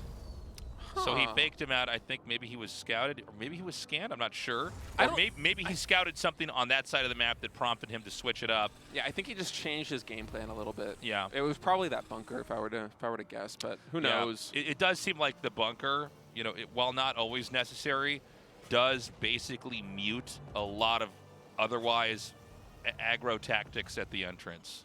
Yeah, it does simplify the problem of defending your natural expansion by the considerably on a high ground base like this one. May I say, by the way, I wish you couldn't salvage the bunker. Really? I don't like that. I don't like any of these things where you can like rush or make a defense and then be like, now I don't need it. I kind of like it. I like that Terran has this one little trick that they can do that the other races can't. I like that it's not all exactly the same. I guess I'd like it if it was not on a structure that was used to attack or defend. Yeah, that's... If they were like the, I don't know, in Command & Conquer, where you can like sell some buildings to get like some of the resources back. Put an engineer in their command center and then sell that thing. Yeah. I won so many games. Oh man, well that was like the unit where you're like, well, is this what this game's about now? We just make engineers and spam them into your buildings? Oh, that took me back. God, I left Command & Conquer. How is this like a military tactic? We just take your whole building over and then we just use it? Engineer just able to walk walk out. We just turn your base into a cancer that slowly kills you from inside out. Dude, the worst thing is like when you had that as a strategy and you would do it all the time, then it would happen to you, and you're like, no, this is how it feels. This isn't fun. I don't like this. Like, it's a trip down memory lane. Yeah. I love RTS, man. Yeah, so many cool games with so many unique kind of game design elements, but all really the same real flavor, right? Well, it's the sandbox element that actually makes it so good, where it's like there's just so many different scenarios. Like we had two completely different games in game 1 and game 2, right? We had a dramatic 2-base all-in game 1, you know, where Cure had narrowly held off a proxy all-in, and then we have Cure win the next game by hiding a structure and winning with just a handful of Hellions, exploiting, you know, an intel weak point there of his opponent. And so, I don't know, that's why I love RTS. So we've got 2 Ravens coming down now. This is from Maru headed towards Cure. Cure does have a Cyclone out, but it seems like doesn't really have anything to kind of snag these Ravens and prevent them from coming through. Maru, on the other hand, is also taking his 3rd base now. Although there is a 3rd command center done for Cure, he hasn't lifted it off just yet. 3rd base a little bit faster there for Maru. As you have a Raven coming in here for Cure, we'll be able to pick off a couple of SCVs, and now the counter damage going to come in here for Maru, and combined with 2 Ravens. Okay, opting not to use all the energy just now. Focus down a couple of these units. Nice target fire, nets him one more SCV there. Yeah, not bad. Landing a depot there for Maru. And worth noting also that 1-1 upgrades for both of these guys are almost identical in terms of timing. So there shouldn't be too much of an upgrade window for anyone really, unless something happens and somebody messes up as we head towards 2-2, perhaps selling an armory or something of such. As that is kind of one of these slower games. Big change of pace from the previous map. Yeah, I know, right? Like, we're not going to have proxy Rexes this time. I thought for a second that we're going to see a push, but there's actually going to be a drop. Now, hold on a second. Now, this is a drop, but, he's just moving the units on the ground. Unfortunately, they're going to pass right by each other. Ooh, and Kier's moving out in the middle of the map during all of this, so I think he wants to, just dive bomb right on into the main. Yeah, nice focus fire there with the turret, switching target onto the Raven, able to actually take it out. Doesn't even drop an auto turret now, but Stim Marines here in the mineral line. There's not lots of defense, so many SCVs are going to go down, 17 in total, and here comes the counter damage and the natural expansion here of Kier. 6 SCVs already falling, and Kier's army's all the way across the map. He looks like he's going to get ready to hit that third base, but that's a highly defendable position. I mean, this oh my goodness, this is still going! This might just be too many kills over here on the SCVs. Oh, this game's getting chaotic very quickly here. Chaotic state. That's what it's cray and chaotic. All right, Kier in the natural expansion now of Maru. These players going tit for tat.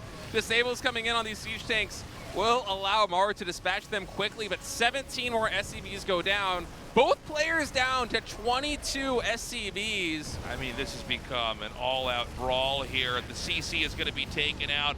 The remainder of what Kier has is going to be shuttled up into the main. There are Marines here ready to intercept this. I think actually Maru comes out on top. I think Maru probably does have the edge, but look at the army supply. Look at the worker counts. We're almost still equalized after what is an insane trade.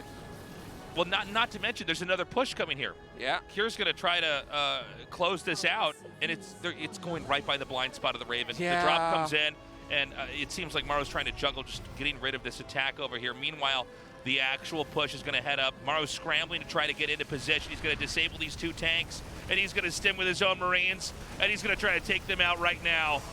Yep, those tanks do fall right now. That's a big win here for Maru, as now this push for Kier becomes very hard to successfully entrench outside this third CC, and actually even these siege tanks, they hit the other one there for Kier, so Kier just in a lot of trouble right now. Wait, now it's also in range. Oh, I think Maru did it. Yeah, this defense here at the third base after Kier lost his third CC, I think might prove to be the difference, regardless of how close the worker counts were and the army supplies were. Unless Kier is able to find more damage like this in the natural expansion, and something even bigger, frankly, it's going to be really hard for him to come back in this one. Yeah, I mean, it's still Maru operating off of 3 bases to Kier's 2. The worker count has shot up, by the way, for Maru. He's really focused on that.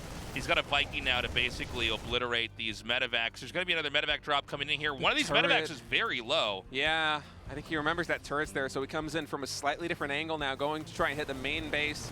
Siege tank going to unsiege. Will get taken out here by these Marines, but Kier needs a lot of damage very quickly to make something happen. I mean, all these SCVs going down, it still doesn't equalize the worker count because of that third CC. And if he can get this main command center, that might be something that works for him. This is kind of insane, man. I don't know that the medevac can actually get away in time. It does. Barely. It does. It actually does. Kier's just still going for it. Yeah. He's going to try to pick up a drop in the main. Maybe he can actually outposition Maru once more. I mean, the one disadvantage that Maru has is that because he has more bases, he has more spots he has to cover, and so Kier can keep looking for an opening and try to exploit that. Just an insane game. Both players now on 2 command centers, and Maru perhaps not anticipating Kier coming back with another drop here in the main base. He's going to have to lift up himself to get into this position. There's a siege tank also here in the main base. Oh, he gets the full medevac. He's sniping on siege tanks too with his Marines. 2 of them go down. Oh my God! Is Kier doing this? I think he might have it. Oh my goodness! I cannot believe this. 65 army supply now to 44 on the production. The third base is going to get lifted here for Maru. Oh my God, the structures are getting in the way here of the cleanup. It looks like Maru will eventually get up here, but he's thinned out so much, and now the push is going to collapse on top of the natural. I think the Cure might be able to take this game. What an incredible series of plays by Cure, able to claw his way back into it by just outmaneuvering Maru. Maru's supply falling down to 30, and Cure is going to be the first player to advance to the semifinals of the GSL, winning Group A. Damn. What a game, man. Wow, you can see Maru is even caught off guard. Yeah. He looks exasperated. I mean, the truth is that Maru looked like he had that, but Cure he saw this one opportunity. He knows that if he lets Maru ever try to counter push him, he's going to be in trouble. But Maru's on those 3 bases, and so maybe he can get on top of the production since he's able to swap between pushing the third or dropping into the main. And then when he finally got the biggest drop in the main, he knew to dart over to the side and use the stim marines to kill off the medevacs and the tanks that come out. I mean, that was just an incredible final game, and honestly a great series overall. Yeah, that was a masterclass on positioning there in game number 3. I mean, I thought that he was dead to rights. It was 3 command centers to 2, and then also when that siege tank push came in and he kept losing siege tanks at Maru's third, I mean, feels like that's all the oomph in the army, that's all the strength, but then the drops in the main base, just constant. Fantastic game, man. I love games like that. That was so much fun. That was so good. That was so fun to cast. And what a plot twist today. Yeah. Cure moves on. I think that makes Maru the likely second, but who knows? And we're going to have an interview in a little bit here with Cure. I love to hear what his thoughts are. But, he's really been improving. Absolutely. He looked so good in the round of 16. He looked so good today here. And, I mean, what else is there to say? This guy, who knows? He might end up winning this season of GSL. If you can take out Maru, and keep in mind, it's mostly Terrans in this season of GSL. So it could be that the most important matchup is actually TVT, which is if you can beat Maru, then you can beat anybody in. Yeah, and also keep in mind that, Cure, now that he's defeated Maru, if he's advanced to the semifinals, he's going to play someone from Group B. So he doesn't have to play Maru again until the finals if Maru gets there. So his path to the finals, it's pretty clear now. He only has 1 more series to get through in the semifinal match, and he might be the champion, man. Yeah. I mean, his play today especially just seemed really good. He absolutely dismantled Classic with some fantastic build order planning. He did his research, and then there in Maru, I mean, that's not planning. That's just gut instinct. Yeah. And to be able to outmaneuver Maru, who's one of the best Terran players in the world at maneuvering his armies, is just phenomenal. I mean, you could see how almost stunned Maru was, and the player cam after that series was done. Yeah, well, he didn't know he was going to lose that until, within the last maybe 20 seconds, where it finally hits you, go, oh, all right, I think I'm actually in huge trouble now. All right, we're going to go to that interview now. Wow, Kira, that was a tremendous victory. What a comeback there in the last game. We all thought you were going to lose, but you did manage to win. You're the first person to go to the semifinals. How do you feel? Honestly? Well, I prepared well for Classic. So I was having, I planned to beat him. But going up against Maru, it's just so hard to prep, obviously. So, but it went pretty well, and I'm very happy about it.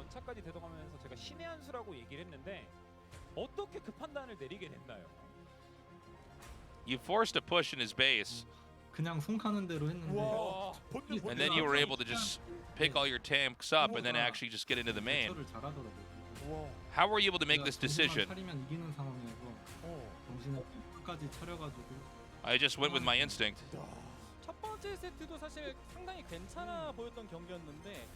I felt Maru might have been a bit caught off guard by my moves. And, at the very end when I got into his main, I was then able to push his natural. He's talking about when he defended his 2 Reapers.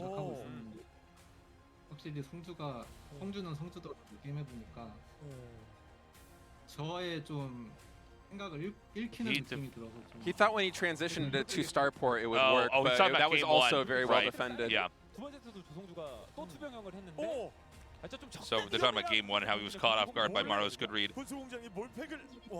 So Maru in game 2 did a double racks again. You know, 언젠간 써야겠다 하고 it seemed like you were sick and tired of those rushes.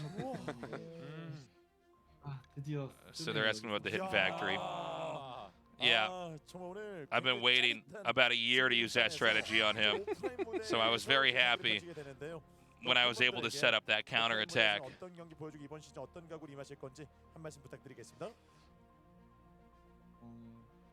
All right, we're going to be in the offline stage. You're going to be meeting a lot of your fans. Do you have anything you want to say? Well, I've been very satisfied with my performance. 오프라인에서도 재밌는 경기 보여드릴 테니까 많이 응원해 주셨으면 좋겠습니다. While I've been preparing, I've definitely set up some very fun builds. I'm going to show some great games. Please come watch the matches live. All right. All right. And they said congratulations once more, and that's it. I mean, this has been a great day of games. You got to admit. Up next, we're going to have Classic versus GuMiho. Hard to say who's going to take that one. Could be a pretty unconventional-looking PVT. I think so. And, of course, the winner of that is going to be going up against Maru, of all people here, who, you know, look to be so good. I mean, I think in a world where a few seconds of play look a little bit different from Maru, he does come out on top. So, tough group for the next two players who are duking to survive. Just one more best of 3 here, and then get an opportunity to try to go on to the round of 4.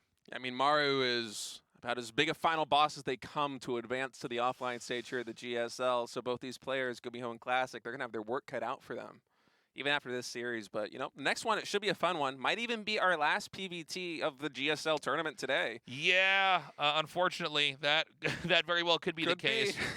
I hope it's not, but, you know, right now the Terrans in this group are looking so good. Yeah. Anyways, we're going to go to a break. When we come back, our next best of 3. Do not go away.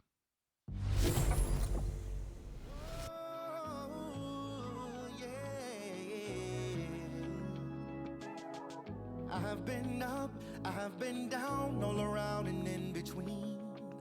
I've been brave, I've been bruised while questioning everything. Many nights tossed and turned, hearing all the voices scream so loud. I've been in, I've been out, shouldering a heavy load.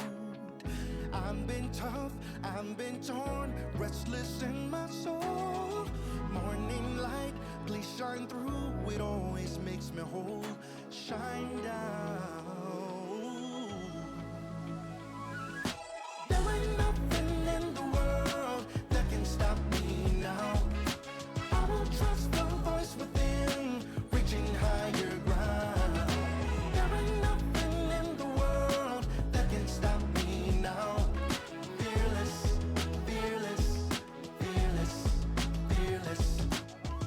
I'm stepped up, then back down, too afraid to see the light. I've had joy, I've had pain on this roller coaster ride. Many days losing faith, knowing there is more to life. Be proud. Rise on up, take a stand, break away from every hold. Don't turn back, look ahead, watch the dream unfold. Morning light, please shine through, it always makes me whole. Shine down. The time has come to wipe away the tears. The time has come to conquer all my fears. The time has come to trust what I believe. The time has come to take a chance on me. There ain't nothing in the world that can stop me now. I will trust the voice within, reaching higher ground. There ain't nothing in the world that can stop me now. Fearless, fearless, fearless, fearless. There ain't nothing in the world that can stop me now. I will trust the voice within, reaching higher.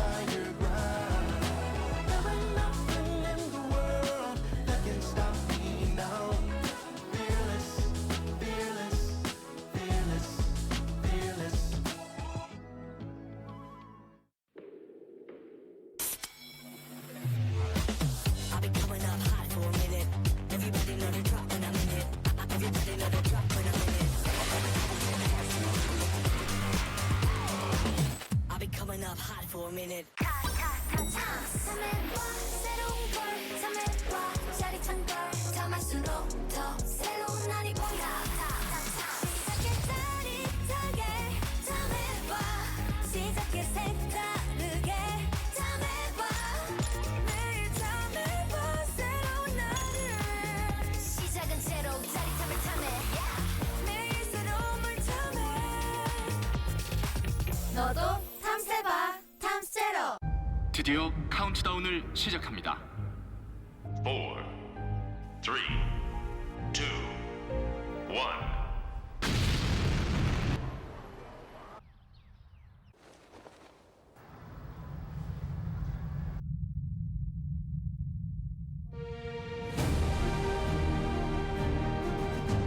떴다. 제로 칼로리로 기분까지 가볍게. 밀키스 제로. 똑같은 하루에서 답답함을 빼면 더 청량해질 거야. 제로처럼.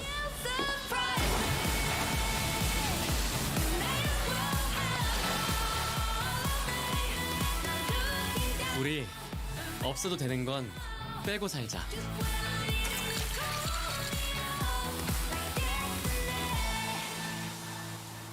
칠성 사이다 제로.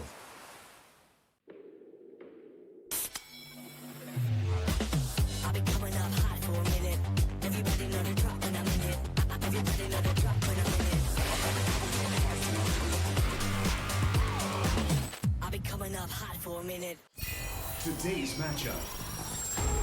Maru, GuMiho, Cure, Classic.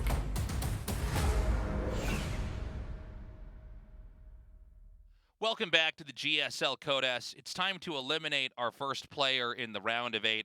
This is GuMiho versus Classic, and I actually don't know who's the favorite here. I really couldn't tell you. Yeah, I think this is probably about as 50-50 as it's going to get so far here today. We have a lot of favorites. I mean, Maru and Cure seem to be a step above everybody else right now.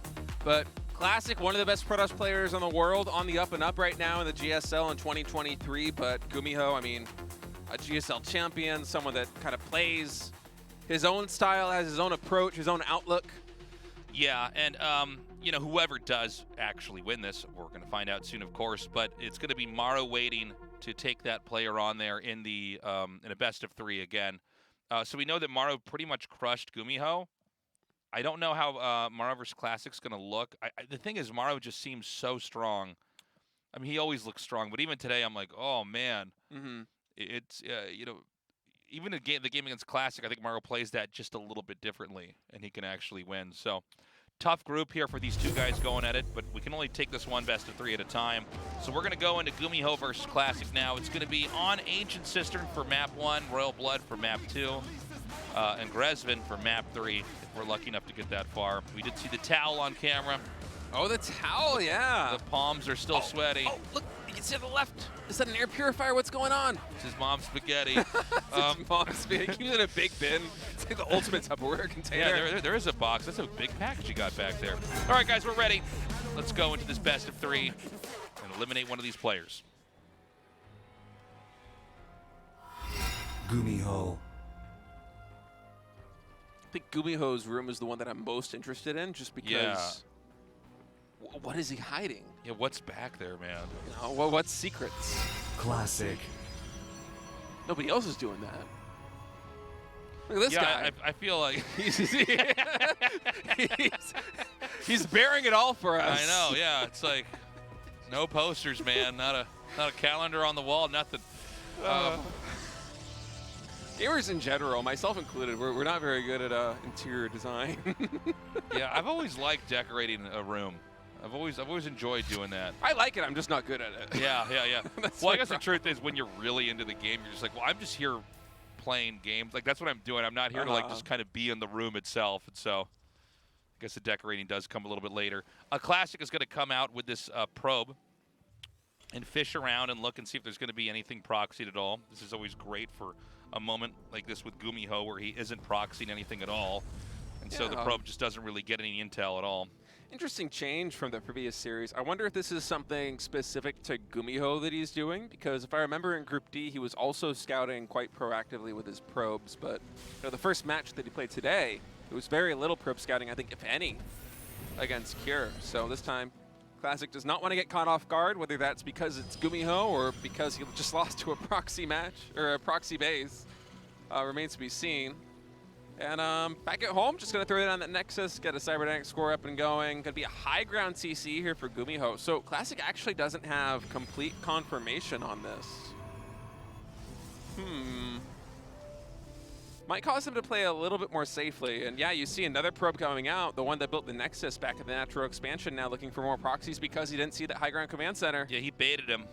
Pretty nicely done. And we saw this actually, I think, in one of the games versus Maru, although we didn't have the same reaction that Classic had, but basically to just, you know, seal yourself off, but actually make a command center and sort of generate some ambiguity about what's going on.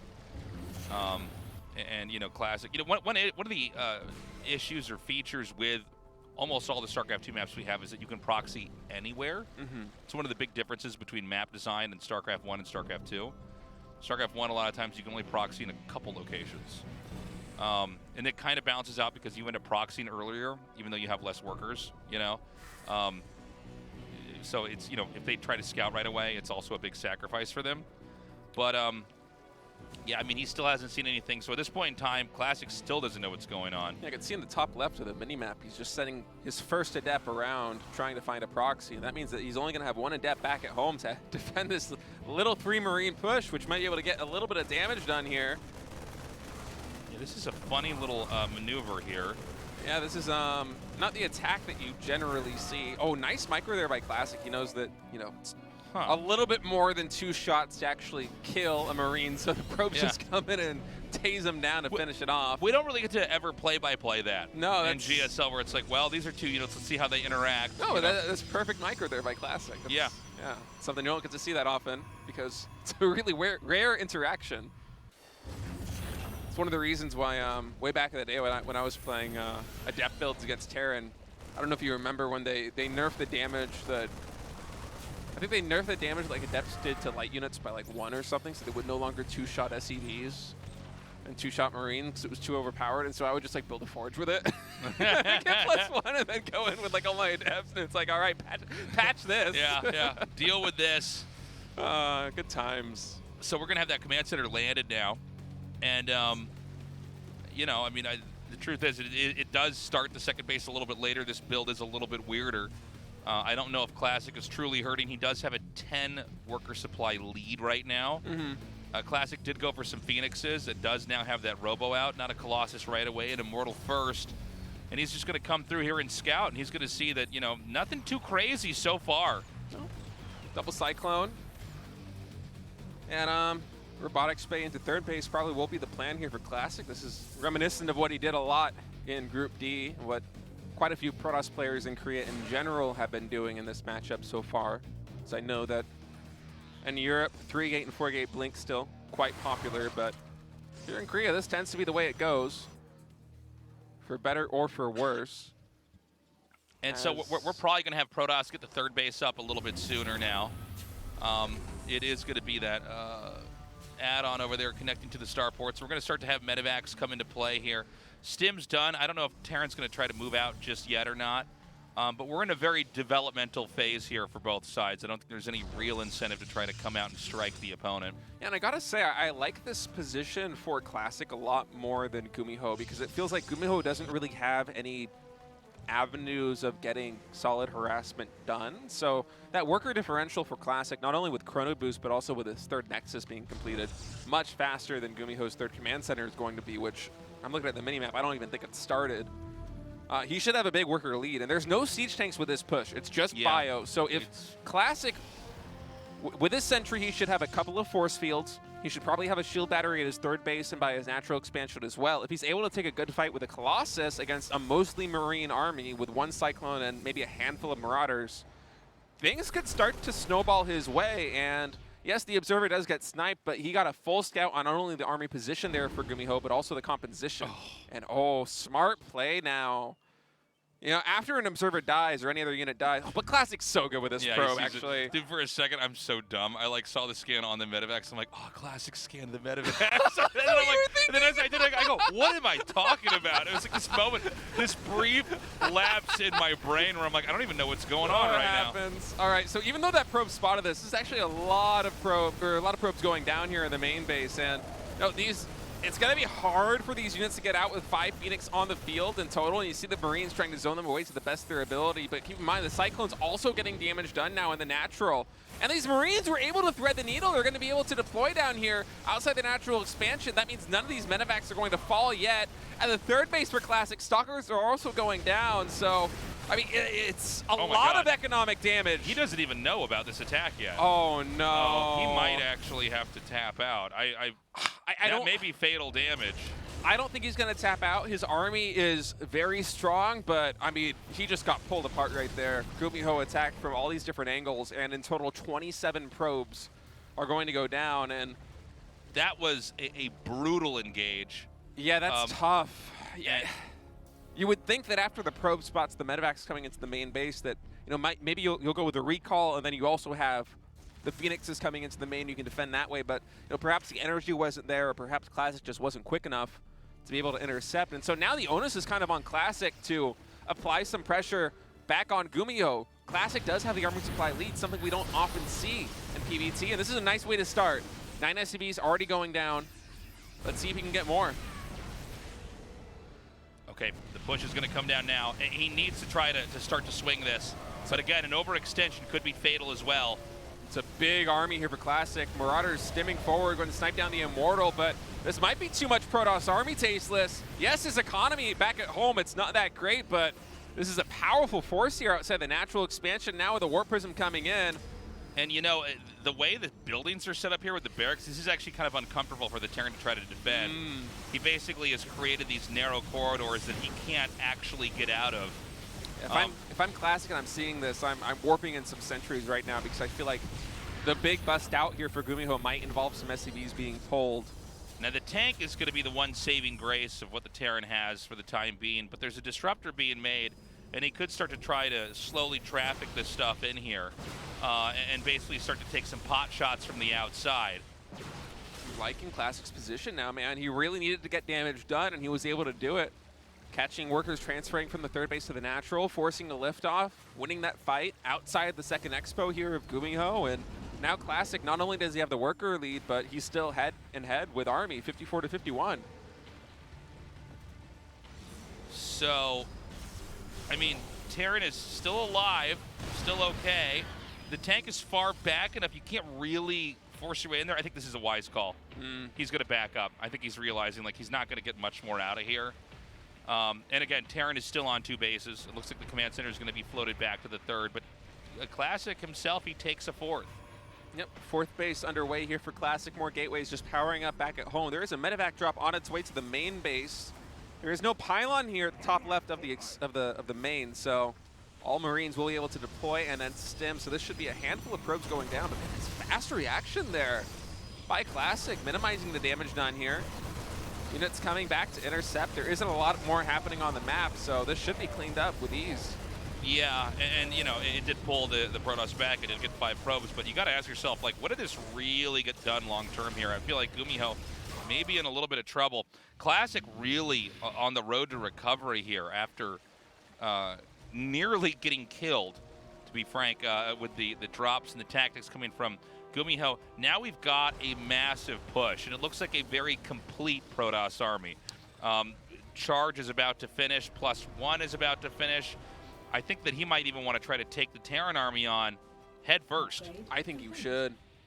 The Viking count isn't that high just yet, only at 5. And Disruptor shot coming in! Big one gets 4 or 5 Marauders! That's going to be the go sign here for Classic as he starts to breach this position. EMP does go off on the Phoenixes. Their shields are gone, but they've already taken down 1 Viking. And with more Warpins coming in, Tasteless, I'm wondering if Classic might just be able to end this game.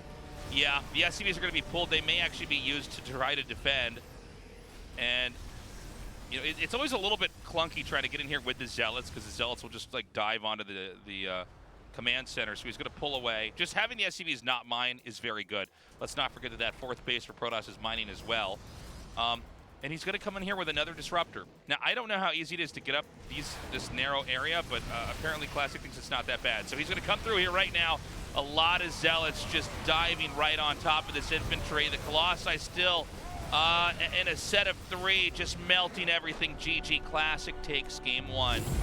Wow. And I got to say, man, he looked very good back there, especially when you consider what damage he took earlier on there from GuMiho. Yeah, that was very nice recovery there from Classic. GuMiho effectively traded all of that army supply there in the mid game for a load of probes. I think almost 30 probes went down. It was something like 27 or 28. And so Classic, if he sat back at home and tried to re-macro out of that, he's a dead man. He has to get something done. But during all of that harassment, keep in mind, he was able to retain his army. And behind all of it, you know, he was pumping Colossi. GuMiho was on a Marine-heavy composition for a very long time, had very few siege tanks because he was so invested in that push. And as a result, yes, he was able to hamper and hamstring the economy there for Classic. But once Classic pushed across the map, GuMiho was kind of out of answers. And especially with the SimCity there, the natural expansion, it was so hard for him to get out of his base and defend. And Classic just able to ride that position into a win. But, I mean, that's easier said than done. I mean, when you're there in the moment, it's very difficult to make those accurate calls and truly understand what the game state is and that you can leverage this one advantage that you do have to translate it into a win. Because if he hadn't done that, I mean, he would have been dead to rights. Game 2, I mean, you know, I think GuMiho, he needs to make sure that he can get the damage done, but then not leave a big wide opening there. Yeah. Because once we saw those Colossi moving out, it's like, oh, well, yeah, what happens if he does just counterattack you? So we're going to go to Royal Blood. Again, the loser is facing elimination. We'll see if GuMiho can tie this up 1-1 and bring us to game 3, or if Classic closes us out. We're going to go right into our final best of 3 versus Maru. Our game is now loading up in what has been, by the way, so far an incredible day of StarCraft 2 games here in the round of 8. Group A, GSL Code S.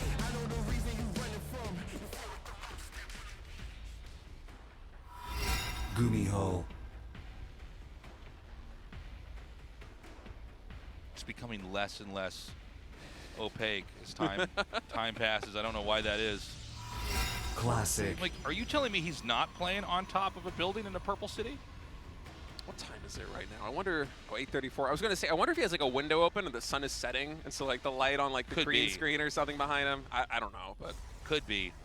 Either that or he's on top of a purple city and he's got a bad graphics card that is trying to make it look like he's in a normal Korean, you know, office room or bedroom. Didn't think about that, did you? I didn't know. What else is he simulating? They're all playing on top of in purple cities. On have you not been in Seoul? Everything's purple. All right.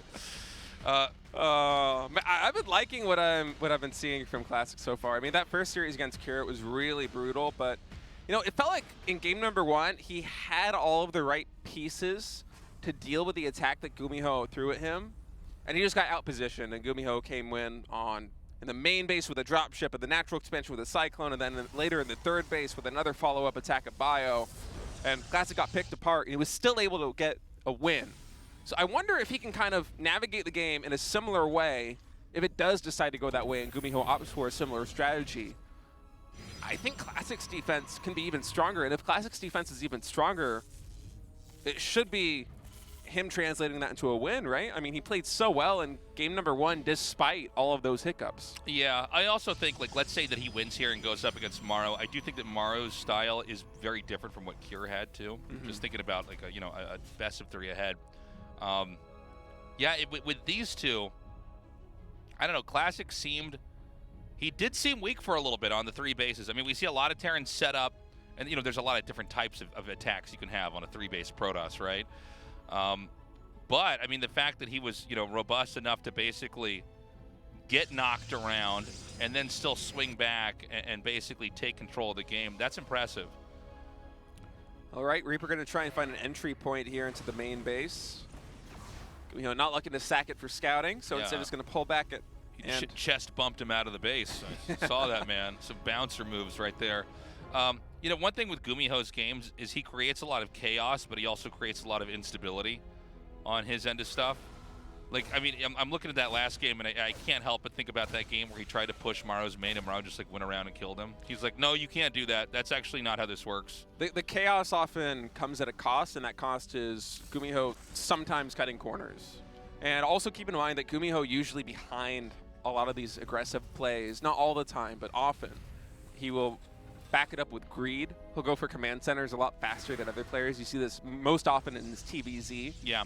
But also he'll do it in TBT and TBP to some extent. So there is some kind of a tightrope walk for GuMiho when he's trying to play his style in terms of really dishing out these creative builds. And I think it actually saw in the production tab, was that Cloak?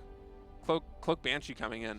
Yeah. Okay, so GuMiho mixing it up again. But you know, oftentimes he'll do strategies like this where it's truly designed to throw a wrench in your opponent's game plan and cause problems for them to create and also keep them on their side of the map. And he tries to leverage that into him being able to get away with greed back at home. And hopefully by the time that his opponent is stabilized from whatever attack it is that he's thrown his way, finally GuMiho is firing on all cylinders. His economy is up, he's pumping units, and he's a force to be reckoned with. But sometimes it doesn't go his way like it did right there in game number 1, where Classic walks across the map and just kills him. GuMiho, I feel like he's like a Death Star. Like he looks, it's like that's no moon. That's GuMiho's builds. But then you're like, but there's also a hole inside the ship where you can fly an X-wing into, and you fire one shot, and it will blow the entire planet-sized spaceship up. I do feel like there's a little bit of that with his play where, like, it looks great, but if we go back, we're like, oh, no, you don't have any turrets. You have nothing defending your main. It's a very apt analogy, yeah. Oh. All right. I'm confused. Why did he come back? So Oh, the there's some Widowmine here, too. Yeah, the Widowmine dropped off to the left of the assimilator and then walked down into the natural expansion, and then this guy got caught in the middle. I mean, this kind of is what happens if you go for a Widowmine drop without an armory. Against a Phoenix opening like this, is the Phoenixes, they're just so good at dealing with it. It's what the opening is meant to completely shut down. Yeah, the Phoenix opening by design is supposed to be best against high-tech builds. Like if you have Banshees coming in, if you're able to spot it, say you have an Oracle, it's very good against that because obviously the Banshee can't escape. Or it's good at intercepting medevac drops with Hellions or Marines, because Hellions, you just pick them up one at a time. Medevac drops, you can kill those. It's very good at dealing with these situations, but right now, it looks like GuMiho, actually with this push, I don't think he's trying to commit and stop this base. Well, he's going to have to commit here, and I mean, that once I saw that siege, I'm like, this is not going to end well. Yeah, but in the main base right now of Classic is what GuMiho is trying to set up for, which is the Cloak Banshee, and there is still no detection. So now probes are going to start to fall, and GuMiho, he was always intending to try and create this problem, but there is an observer here in the natural expansion, so Classic seems like he's in good position for this. I mean, 5 SCVs, 5 probes, excuse me, will go down. But not only did Classic catch that army that was supposed to distract from this and then retreat, but also he kills the Banshee, losing only 5 probes while getting a 3rd base up. I mean, this is an ideal situation for Classic right now. Yeah, I mean, Classic it's everything's working. I think the bigger disaster. By the way, this game might mirror the other one. It might. In a lot, because it's like, well, here we go again. He's shut everything down. Now he's going to come back out. You know, when we saw the tank siege up there, I thought, oh, no, yeah, you're in over your head now. Mm-hmm. There's no way that you can just do this. By the way, killing the SCV on the command center, that's annoying, too. Banshee going to come back. We have a lot more gateways coming down. We do have Thermal Lance coming and Colossi coming, so we're going to get kind of back to where we were at before, with the Protoss on a 3rd base, Terran boxed in and having to turtle, while the Protoss can basically, have free reign of the map. Yeah, this has been Classic's go-to build in PvT so far here in GSL, and it's got him to the round of 8. It's got him 1 map win away from facing Maru in the decider match to decide who is going to go to the semifinals and the finals here at the GSL Code S. And I like the way that he's mixing it up a little bit too. I mean, he went for slightly later Twilight Council and Forge here, and he's opting not to go for Blink, but instead to go for Charge, as our Observer now highlights. And I think that, coupled with the Templar Archives, which just got thrown down there on the left, all these gateways, is Classic wanting to take this advantage that he's been able to manifest and then turn it into a death-crushing blow. I mean, I think he's going to move across the map with a ton of Charge Zealots, potentially Archons. The Colossus count's already very high. And it could be difficult for GuMiho to deal with. And also, if GuMiho decides to just push across the map on his own, keep in mind that the army that Classic is building is just going to be so powerful that he might get overrun, even on the aggressive side. Now, you know, it just seems to me like that third command center, that's going to be such a enticing spot to try to hit. Absolutely. No tanks there. Not even a lot of tanks in this game in general, by the way. Yeah, but look at this. 2 tanks, 6 Marauders, and 11 Marines is all that GuMiho has been able to muster. It just doesn't seem to me like Terran has a very well-anchored position. And we already saw this earlier where it's like, well, you know, you can try to do damage, but if you don't kill, like, the Colossi off, the Immortal off, you know, anything that's basically not a Stalker or a Zealot, like, as that, you know, accumulates, you have a much easier time just sort of engaging them. And with tank counts this low too, you can just run in and pick the tanks up. Even if they're gonna, you know, they're gonna shoot the Phoenixes down, it's like, well, you're kind of hiccuping all the core stuff that allows you to hold this. So, look, I don't see Classic attacking now, but he's going up to 5 bases. I think that coming up here, GuMiho might have to start to be the active one on the map, because otherwise I think it's going to be just too tempting to try to kind of wrecking ball the position that Terran's in. And Classic now is just fully filling out his tech tree. He's got 2 forge pumping. He's getting +2 ground weapons, +1 armor. Disruptors are underway. A second robo is underway. He's taking his 5th base. And hey, this is what that early defense allows him to do. Keep in mind everything that GuMiho invested earlier in this game. He went for the double medevac drop with 2 Widow Mines, which got almost nothing done. He went for Cloak Banshees. He made 2 of them. They got, in total, I think, 6 probes. He tried going with a small push to allow, to give space for that harassment to do more damage, and it got stomped. Right. So not only has he invested a ton of resources in harassment that never came to fruition, but he just hasn't really been able to keep up with the macro of Classic behind it. And so now it kind of feels like Classic just completely powering up here, and I love this play right now, coming in with these 3 Phoenixes. Will be able to not only lift up that Cyclone, but also, this turret, though, and 2 Vikings. Never mind, this is not going to get anything Yeah, done. well, a little ahead of 3 myself. Zealots. We'll see what he gets done with that, but he's going to attack at the front anyways. No Warp Prism here, so I think just a little bit of posturing for Classic. Oh, maybe he'll delay Cloak. Imagine the Maybe that's what it would be. goes down. We've had some games where it's like this just goes unnoticed, but we have a lot more robos here.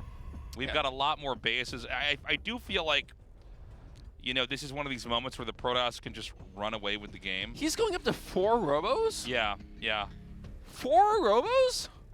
Well, I guess when you think about it, you know, as long as you never lose out on, you know, the accumulated robo units, namely the Colossi and the Immortals, you're probably not going to die, right? Like, a lot of these games we see, like, 3 Colossi get killed off, and then Protoss tries to hang on with, like, you know, some other units. It kind of barely doesn't do it. But I guess the idea is the moment that you drop anything, you just fill that right back in. Yeah, maybe he's anticipating a situation where he reaches max and gets a big bank before the engagement, and then he's able to remax on like 2 Colossi and 2 Disruptor. But yeah, 4 robos is something that I don't know if I've ever seen someone. I feel like I haven't cast a game with 4 robos. Make 4 robos? He's making 3 Disruptors at a time now. So like, he's really pumping. These Zealots were just going to try and come in for some harassment, but do get caught in the middle of the map. And you know, to GuMiho's credit, he has been able to bounce back. He is max now. He hasn't suffered any damage up to this point. Worthy of note. And seeing a large Protoss army over there in the middle of the map will give him the confidence to move over here and potentially snipe this base. Yeah, it's just going to get evacuated here by Classic as the Zealot run-by gets shut down, and Classic also not really able to breach this forward position here. He is going to try and shoo away the 4th base, but oh no, oh my goodness, never mind. For a second I thought the Disruptors were going to get caught, but actually it's the Disruptors that catch the bio. We just barely missed that shot, but the blood on the ground speaks for itself. Is there no observer with this army for the Protoss? I feel like I've watched him eat so many mine hits. There might not be. I know there are observers on the map. There is one at least, but I'm not sure exactly where it is. But man, that kind of turned on its head. That bio ball just got clobbered by Disruptors there back at the natural expansion of Classic. I mean, the thing is, I mean, how is GuMiho going to win this game? I mean, he's just stuck on 3 bases with an army he can't really, Classic's army he can't really engage with without the risk being too high. And he could just keep doing these drops like this. He's got enough supply. He can bring some more in. He's just going to keep having these plays. Yeah, more disruptor shots come in. Able to take care of the only 2 remaining siege tanks in this game, and just watching the supply stay constant at 200 right now for Classic, just almost permanently maxed, and the bank is just getting huge. He's consuming the map. Terran on only 3 bases. I feel like eventually Classic is just going to come in, and even if he doesn't have the best engagement, as long as he trades, 70-30, the remax is going to be enough that he's just going to obliterate this. I mean, to add insult to injury, these DTs coming in and further hampering the economy, and oh no, another command center trying to land but getting deflected. And the other thing too is, like, look at the minerals and gas spike up here for Classic. Classic can attack in, and with the War Prism, literally just remax with all the money and gas he has. He has a ton of gateways back at home too. I almost feel like he's being too cautious here, but I guess he knows better. He's just, I think he could actually just run into the main right now. Now he's going to come in. Yep, 2 different sides right now for GuMiho as he's trying to get a flank set up. Disruptor shots will go off. One has a big connection there on the top side, and this Protoss army is just absolutely massive. Yes, GuMiho will be able to get a favorable trade in that he's cleaning up the Colossi and most of the ground units get dispatched, but Classic has a 4.5k res bank, or at least he did before the remax started. GuMiho right now is sitting 136 pop with only gas really to his name. 50 workers in total right now for GuMiho as this DT run by gets a lot of damage done, and I think these 4 robotics are going to pump out the next round of units, and then we're just going to go. I think so. I mean, I think you trade out that supply. It's going up to 12 disruptors. Yeah, and at this point in time, you just go, okay, round 2, ding the bell, go in. And again, it's a 3-base Terran to like a Protoss that is getting so much of the map, the entire top of the map. Double the bases, double the income, literally. Tasteless, he's about to have almost as many disruptors as GuMiho has Marines. Yeah. It's going to be 12 disruptors to 15 It's going to be Marines. the atom bomb of disruptors. Like, this is the real nuke. This is the Protoss nuke. Yeah, this is the Protoss nuke. Is this army that Classic has assembled? He could basically let the cooldowns reset forever. It's like, it's going to be so hard to ever actually get into any of these positions over here. He may want to actually attack. Oh, he's going to actually pull away. I mean, this game, I would love to hype it up, but we're watching GuMiho bleed out here, more or less. We really are, yeah. It's Classic with a 4K res bank up to 11 disruptors now. That's going to be it. GG is called. Classic will move on to face Maru in the final match to decide who's going to go to the offline semifinals and finals. GuMiho, you could see the emotion, man. Covered his face. They're so frustrated. But, at the end of the day, I mean, Classic is the better player. There's no denying it. Just a very good handling on, I think, one of the more rocky parts of the matchup, which is when you're on that 3rd base, you're trying to get that tech out. Classic knows how to hang on, and then he knows exactly how to just set up and say, okay, I'm going to make you fight for your 3rd. I'm going to go up to my 5th and eventually my 6th. And I look forward to the Maru Classic matchup. I do feel like Maru's still probably a little favored here, but let's see, man. Maybe we do get that Protoss moving on. It would be good to see it. But also, I mean, Maru chasing GSL, another great storyline. Yeah. I would love to have that happen too. I mean, really, no losers here, right? We're getting ready for the semifinals. It's been a great day of StarCraft so far. Yes. I feel like it's only going to get better. Yeah. Exciting final match here. As only Cure has advanced now to the round of 4, kind of I guess not so surprising when we see how he's played. It's kind of a reminder of really where he's at, even beating Maru to get this far, making Maru fight for that last spot here in Group A. But Classic, I mean, he looks good. I guess the question is going to be, can Classic hang on to those jabs, those attacks in the early mid-game, and then can he try to dominate in the late game? Yeah, because I feel like Maru's going to have a lot more tricks up his sleeve than GuMiho did in that series. And guys, we're going to go to a short break. When we get back, the final match of the round of 8 Group A. You don't want to miss it. We'll see you soon.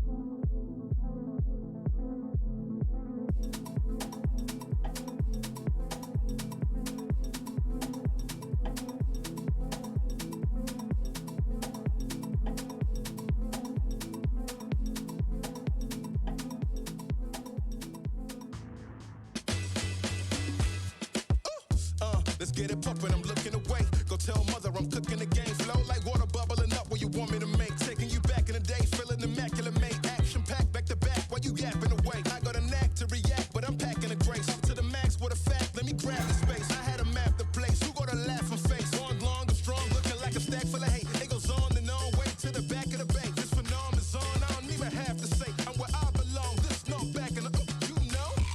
I go where I wanna, a fair warning for anybody with hair on them. You can't stop me and get sloppy to bear on them. They try copy, but man, look at the tears on them. Mishpat. Yeah, so incredible. When you're this good, go let them know.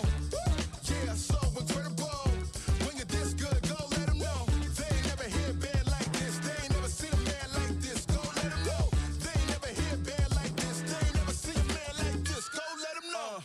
Flow's incredible, look at them anxious. You can't go against the creed like Jonathan Major. Gotta see it to believe it, come do me a favor. Look at the paper, peeping the cadence. Life here, then it's gone, you ain't know it's a vapor. Gotta travel, carry on, bring your people to make us. See the world cast pearls, quit trying to be famous. Be the quiet in the room, people know when you're dangerous. Big in the student, never assume it. Hair in the room is keeping it moving. Trying to critique by saying you're losing. Wanna bring up the past, tell them business is booming. That dad won't define me, knowing where to find me. Wrapped in the wings of the mighty. So many ups wanna try me. Seeing what I got, it's a lot and a block kinda timely. I'm gone. Yeah, so incredible. When you're this good, go let them know.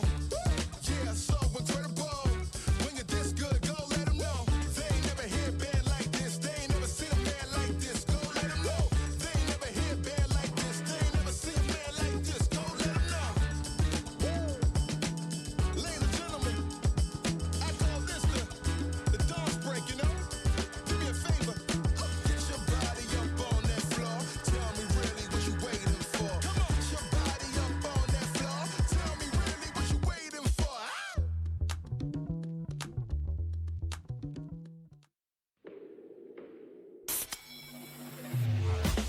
I've been coming up hot for a minute. Everybody know the drop when I'm in it. Everybody know the drop when I'm in it. I've been coming up hot for a minute. 참해봐 새로운 걸 참해봐 짜릿한 걸 참할수록 더 새로운 날이 보여 시작해 짜릿하게 참해봐 시작해 색다르게 참해봐 매일 참해봐 새로운 날을 시작은 새로 짜릿함을 탐해 매일 새로움을 탐해 너도 탐세봐 탐세로 드디어 카운트다운을 시작합니다. 4, 3, 2, 1.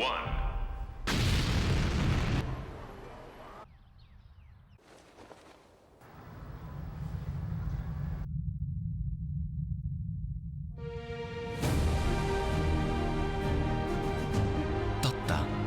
제로 칼로리로 기분까지 가볍게. 밀키스 제로. 똑같은 하루에서 답답함을 빼면 더 청량해질 거야. 제로처럼.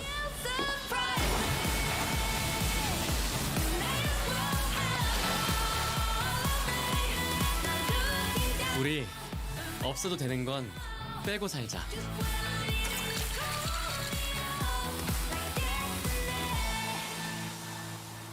칠성사이다 제로.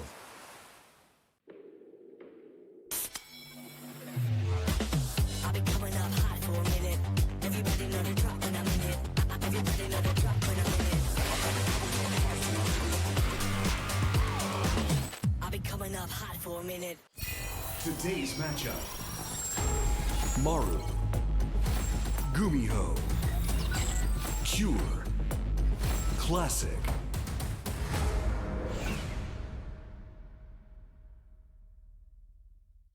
Yo, welcome back. Thank you for waiting.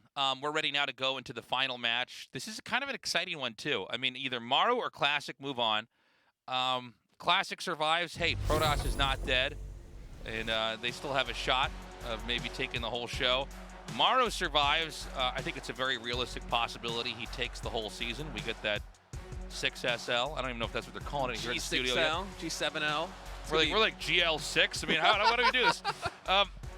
No, I mean, it's going to be fun no matter what, for sure.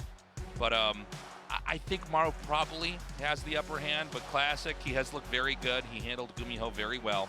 Yeah, Classic looked really good in that series against GuMiho. I feel like, GuMiho perhaps didn't do quite as much homework on Classic as Cure did. It seemed like Cure had a very tight game plan in terms of how to take Classic down and try and pick him apart. Yeah. And I'm a little worried for Classic for that reason, because I feel like Maru is one of those players that is just going to know how to kind of I was trying to make an analogy with a puzzle, then I realized it wasn't going to work. What was the analogy going to be? I was going to say it's like he's a puzzle, and like Maru's going to know how to like take it apart. It's like that's not what you do. That's not what you do with puzzles. You're like, oh, good, the puzzle's here. You start taking it on. The puzzle comes in the box, and you have to disassemble it. Yeah, that's so funny. That's a bizarro world where that's what puzzles turned into. But you get an image, and then you just destroy it and put it back together again, I guess? I don't know.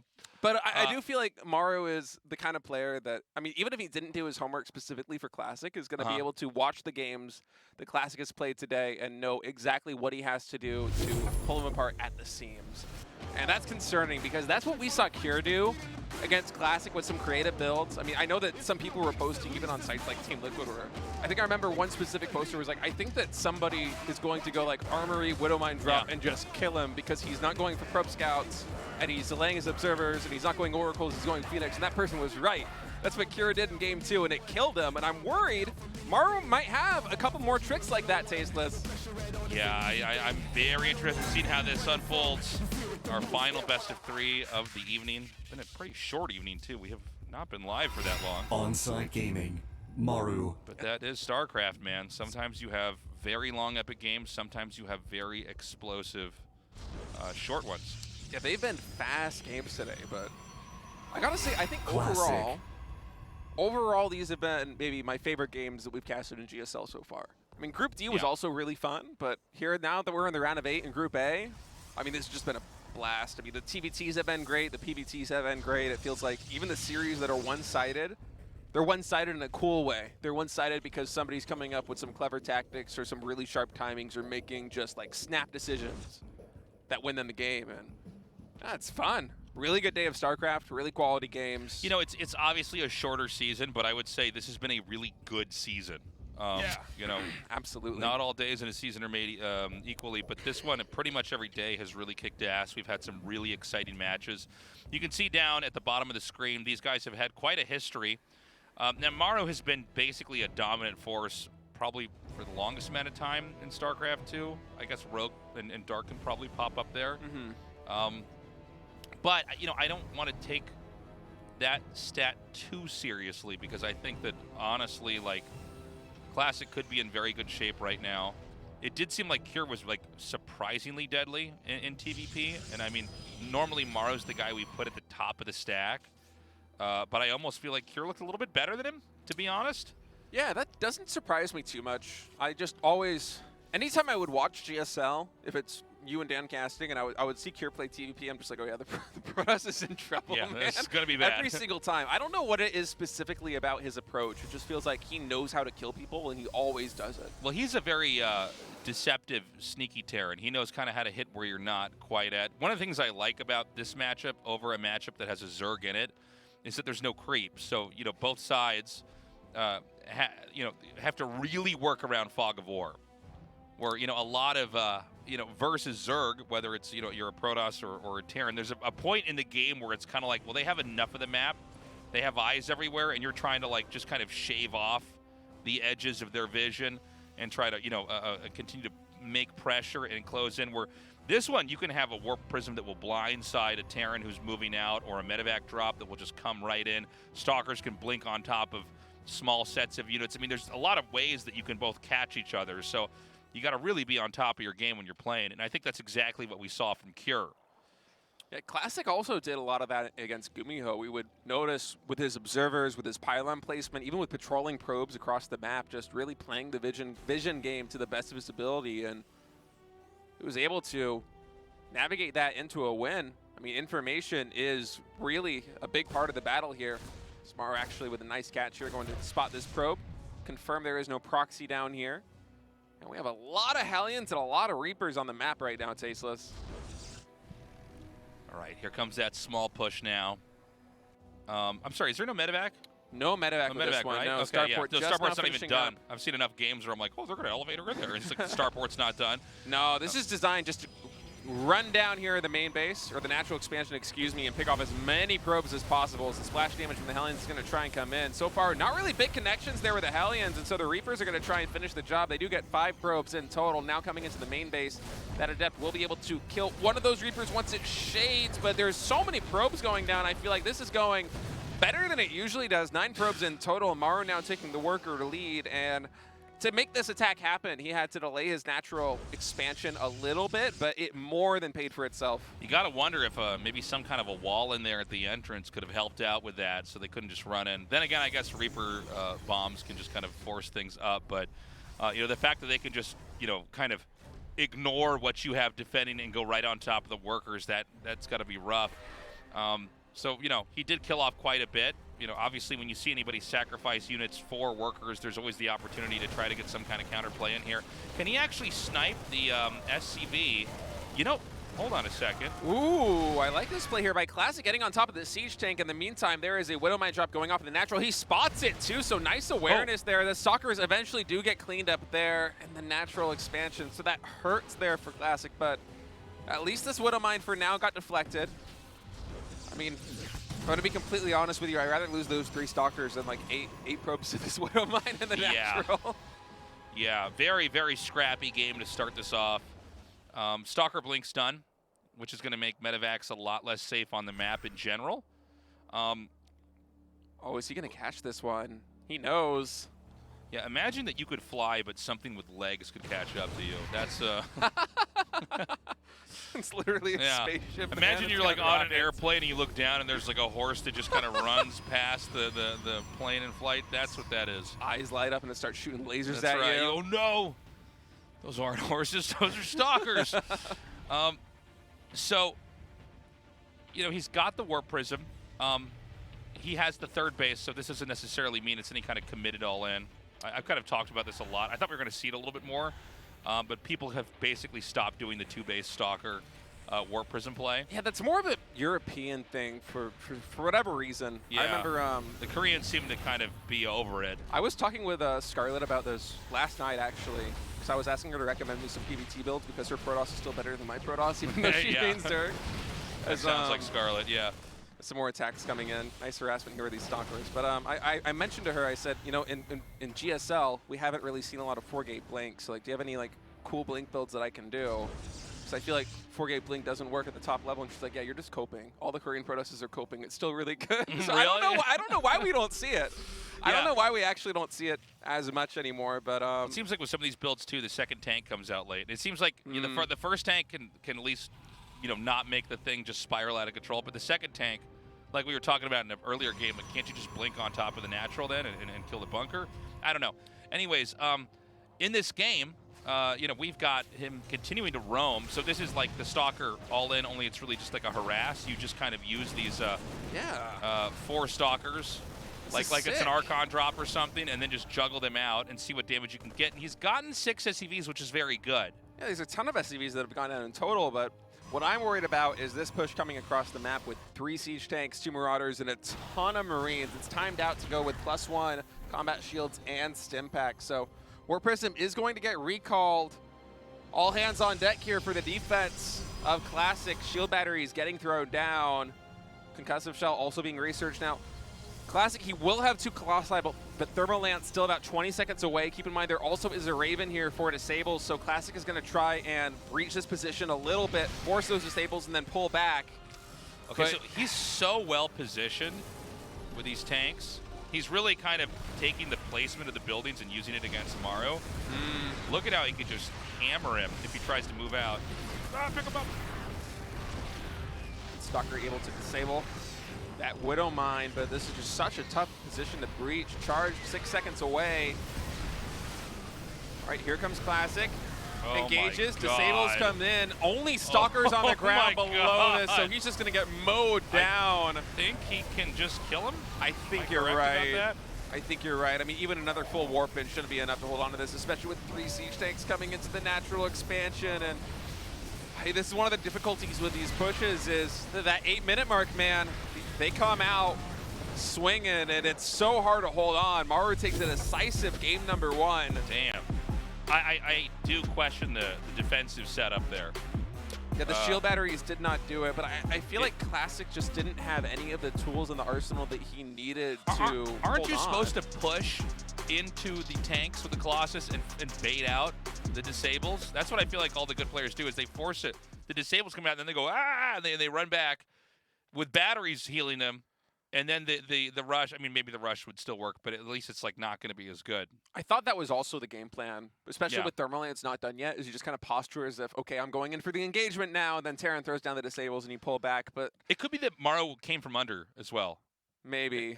But I'm not sure. You know, sometimes when you're harassing a player, like with a Warp Prism, like you're like having to do everything you do back at home, and like if you lose a Warp Prism to like 1 Widow Mine or something, it's dead, so you're like, you almost tunnel vision on that, and then like the Terran's halfway across the map, like ready to kill you, and you're like, I've gotten 7 SCVs. I feel Could like be something like that. I think the way that the early game went with, it was like 9 probes that got taken out by those Hellions and the Reapers was almost the nail in the coffin. I think that's just a little bit too much damage because Classic, he did everything that he could to try and buy some time and claw back. He went for a really sick Warp Prism drop with 4 Stalkers, which, you know, the Warp Prism, not only are you able to inflict that damage on your opponent, but also it's a pinning maneuver where your Terran opponent has to have some units back at home to defend. But it didn't quite work the way that Classic planned, and I don't think he ever was really able to make up enough ground from losing such a significant part of his economy earlier because, you know, behind that Classic, he knows that he has to be ahead in bases against the Terran, so he's still building the 3rd Nexus. He knows he needs splash damage, though, so he's going for the Colossi, he's getting Thermal Lance, he's going Blink, so he has to invest in a lot of Stalkers. So all these things that he needs to do, but if you're about 10 probes down from where you usually are, the tempo just isn't there. When that push comes in, you really don't have the toolkit that you need to defend it. And so that was Maru just identifying the situation, coming in with a sick 2-base push and delivering a win in game number 1. Now only 1 win away from going to the offline portion of the GSL. He might do it, Tasteless. On-site gaming, Maru. It really does feel like Maru just has these games where he like looks at it, he goes, "Oh, you can't do that," and just goes and kills him. He's like, "Oh, is that what you're doing? You're dead. All right, dead." We were talking about this a little bit on the break after the first Maru series. Yeah. How sometimes, you know, if you're playing a game like chess or if you're playing an RTS game, occasionally you get those moments where your opponent will make a move and you're like, no, actually you can't do that. I know the reason why. I'm going to show you. You just lose. And oh, there it is. Nope. All right, I'm taking this one. This one's mine. Yeah. Let's go. It feels like we've had a couple of those moments today, not only from Maru, but also from Cure. Yeah. Just really cool stuff that we're seeing out of the Terran players. I mean, So I don't know about that last game. I feel like maybe you're supposed to bait out the disable, but also the structural placement wasn't really that good. But then again, a lot of times one of the mistakes people make when they reflect on a StarCraft game is they look at the final fight, and really it's about everything that led up to that. Exactly. So he did. Oh, hold on. 2 gateway opening here for Classic. Okay. 2 gates, and there's not a core. Yeah, so first gateway's going to finish. Classic's going to throw down the core. All right. I don't think I've cast with this one. Yeah, this is a little different. I'm not quite sure what to expect either, and so I guess there's a Nexus going down behind it too. So, I'm scratching my head, Tasteless, trying to make heads and tails of this. So there's only been 1 pylon made. I think. Well, there's a second one coming now, but I think we'll have an idea of what the plan is once we see what the first unit that comes out of that gateway is going to be. Well, so we got to see if he keeps making probes too. I think it's going to be 2 adepts. Yeah, 2 adepts. So this might be the kind of situation. Yeah, pro production is now going to continue after those 2 adepts. So what I'm imagining here from Classic is that we're going to have him try to do like maybe a 6 adept flood at the natural expansion here for Maru. That's my instinct when I see this. But it's tough to say. You could be right. No warp gate. No warp gate. Is he going for a Stargate behind this as well?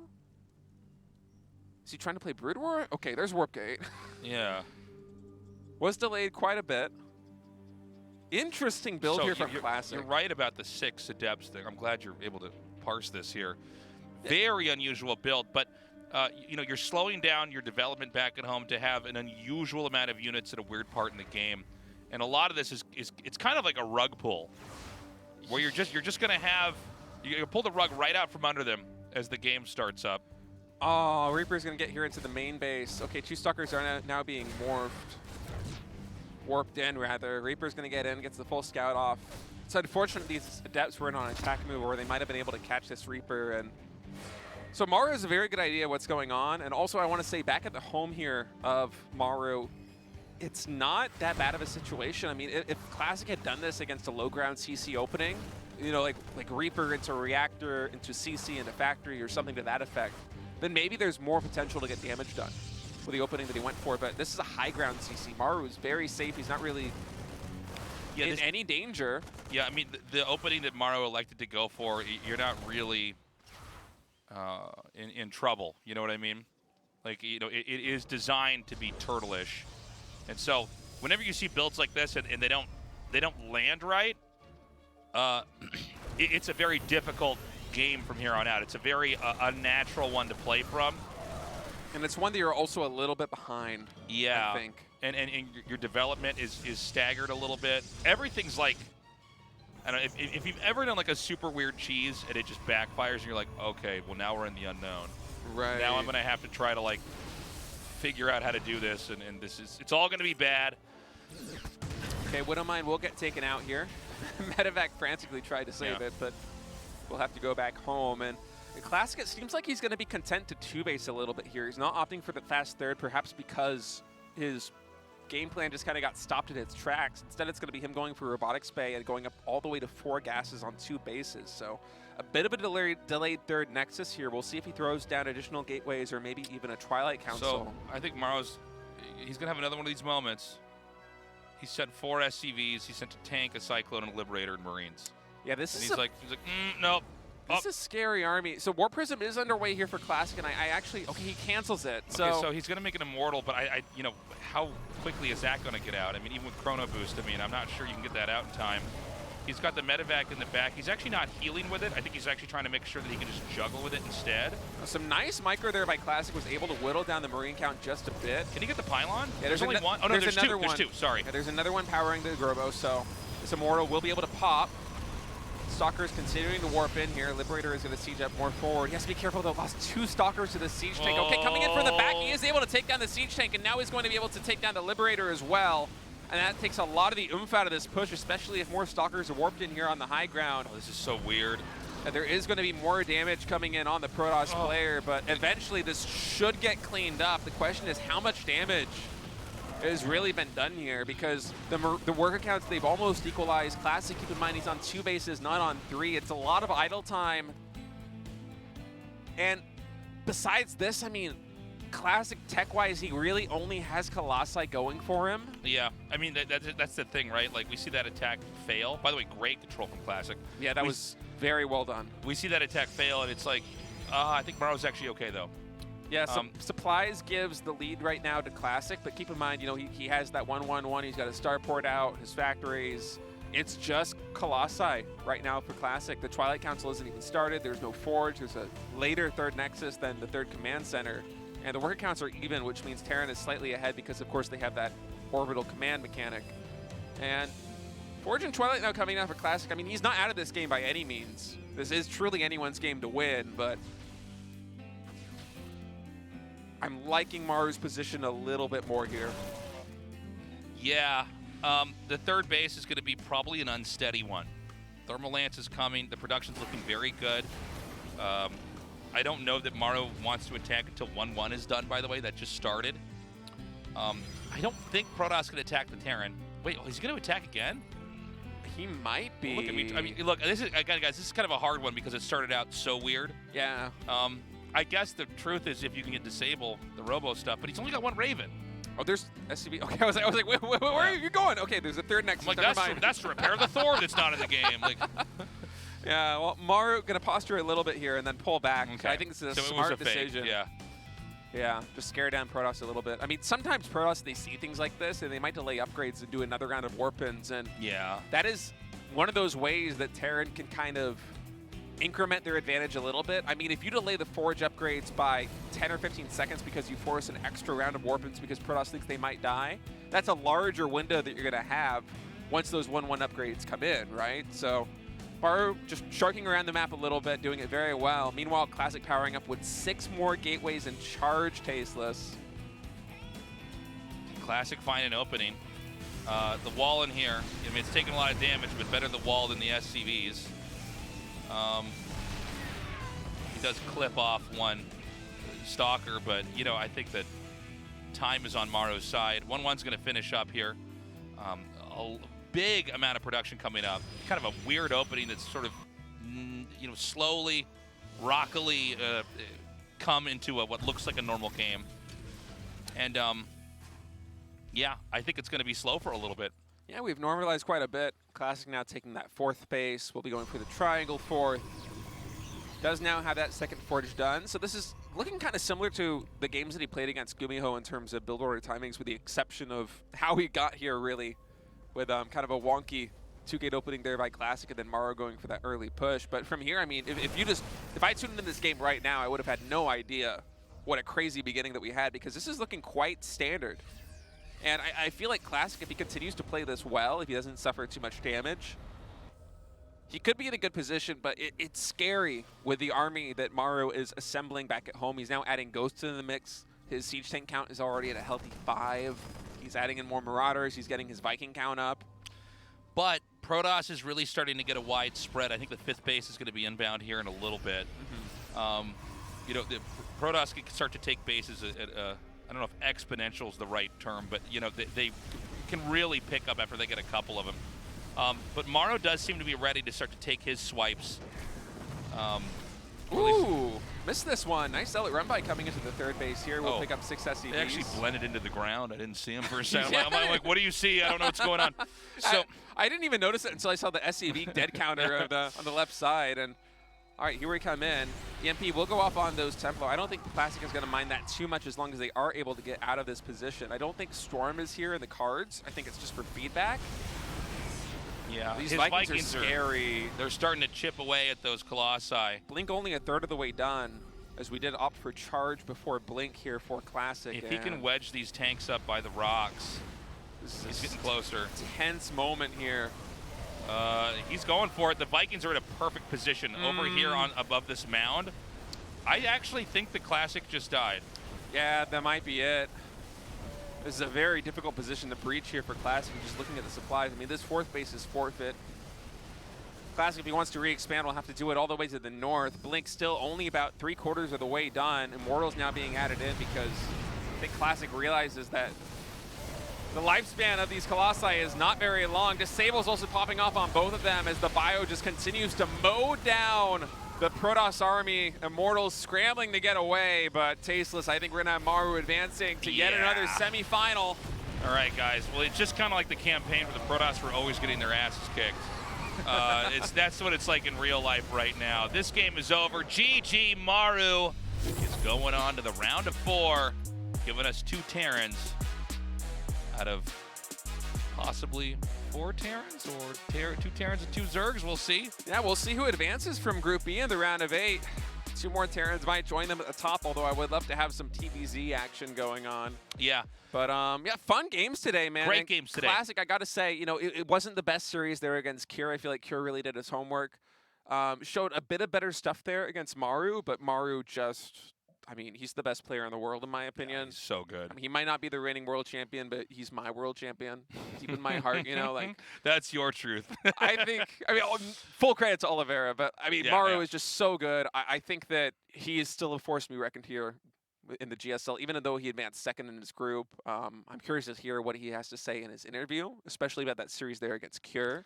Yeah, you know, Cure kind of stole the show today. Yeah, he played so well. It's too bad Classic opened up with that build. It was just not a good call. He's basically hoping, and look, Maru does do some greedy stuff sometimes. Like, let's say that there was like a weird proxy Rax, or there was like or a low ground, like a Reaper in a low ground CC also, or a is CC not. first. I don't know. I mean, something crazy. Then he can basically kind of coin flip win that. But Maru played an extremely conservative game, and so it's like that doesn't work. And now you don't have you know, a bridge into the mid game that's going to be healthy. The first part of any build is by far the most important because everything ripples from there. Maru, congratulations. He says thank you. What an amazing series today. So you got to the winner's match first, but you fell down, losing to Cure. And you did defeat Classic to get to the round of 4. How do you feel? I'm pretty frustrated I didn't win my winner's match. I'm going to be thinking about that matchup a lot. Yeah, for you to make it to the semifinals is just a natural thing, right?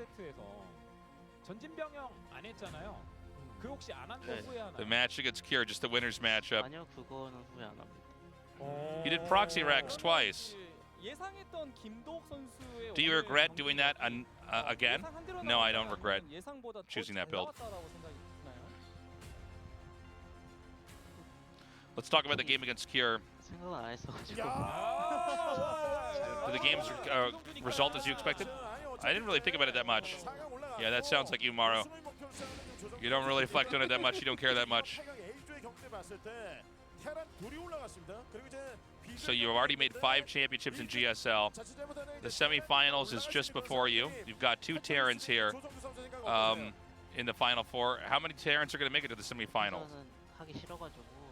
And what is your opinion on the lineup we've got? I'm not a fan of TVT, so I hope the Zergs make it.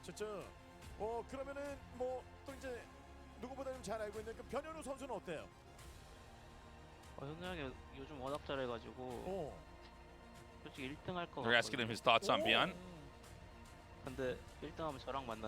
I think he's been playing really well recently. I think he has a chance to make it to first from his group. I guess this is a joke.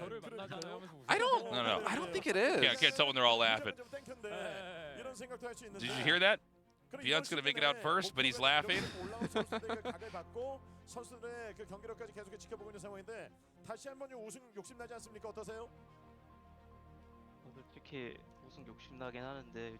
Don't you want to make another title? Are you hungry to get a 6th GSL CODES championship? As long as I make it to the finals, I think I've got a good shot.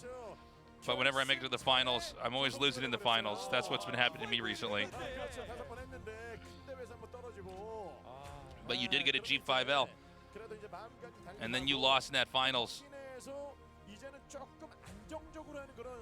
Yeah, you've had some rough finals, I think referencing Katowice.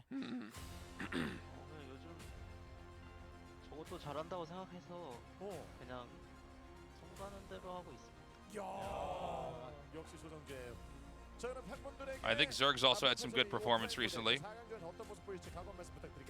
I'll just play following my heart and my mind. What are your thoughts moving forward? It's going to be very important for me to see fans on site. I hope that for those who show up live, I can show a great performance. All right, well, there you go. Congratulations, Maru. He says thank you. And this has been the long evolution of me watching Castor Park try to get more of an answer out of Maru. And he's like, one-word answers. And whatever. I don't know. I don't think about it. All right. All right. Well, 2 Terrans survive. 1 Terran dies. Protoss is gone. Yeah, no Protoss in the top 4 here at GSL. It was a good run. Classic had some good games today. I mean, no shame in that. It's, you know, Hero wasn't able to make it, man. Yeah, tough groups. And do join us on Thursday for Group B. That is going to be most certainly a longer day of games than the one we had here today. Today was, I think, probably our shortest day of the entire show. That was a really quick one. So Cure and Maru are, you know, at least in the Final 4 so far. I mean, it could be Cure versus Maru again here in the finals, which I would very much welcome. Oh, that would be a fantastic series. Yeah. But really, any way this one shakes out, it's going to be good. It's going to be at the Vita 500 Coliseum. That's at Jamshil Station. Do not come to the normal GSL studio.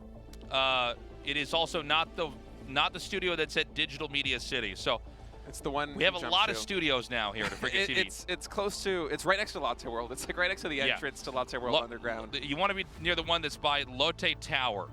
That's the tallest building in the country, one of the tallest buildings in the world. So it's the one that's near that, and it starts at 6 p.m. KST. There'll be more information for tickets coming soon.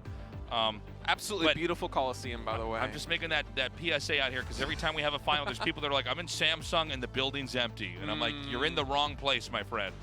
But we look forward to having you guys come out. We don't have many more live days left here at GSL. Just a couple days left, and next group is going to be Bunny, Solar, Dark, and Beyond. 2 of those players will advance to join Cure and Maru in the offline top 4 portion of the GSL next week. As getting closer and closer to the end of the road here at Season 1 of 2023 GSL. It's been a pleasure, Tasteless. It's been a lot of fun games today, especially. It's been fun, Cassie, with you, State. And I got to say, man, these games have kicked ass. I'm sad the season is shorter, but, you know, we're doing what we can here to keep this show going on as long as humanly possible. And I think this is going to be a great set of games here on Thursday. So 6:30 p.m. KST, and that's going to be the last day of our normal time because the finals is going to start a half hour earlier. Yeah, finals is going to be a loaded day with both the semifinals and the finals there at that Coliseum. Beautiful Coliseum. I can't wait to show you guys it. It's it's actually my favorite of all the studios we've got here. So it's very cool. Yeah, I mean, hopefully we get some Zergs moving on. I always like it when we have a little bit of a possibility of different races coming in the finals. Do not forget to watch the ESL SC2 Masters Summer 2023 Regionals.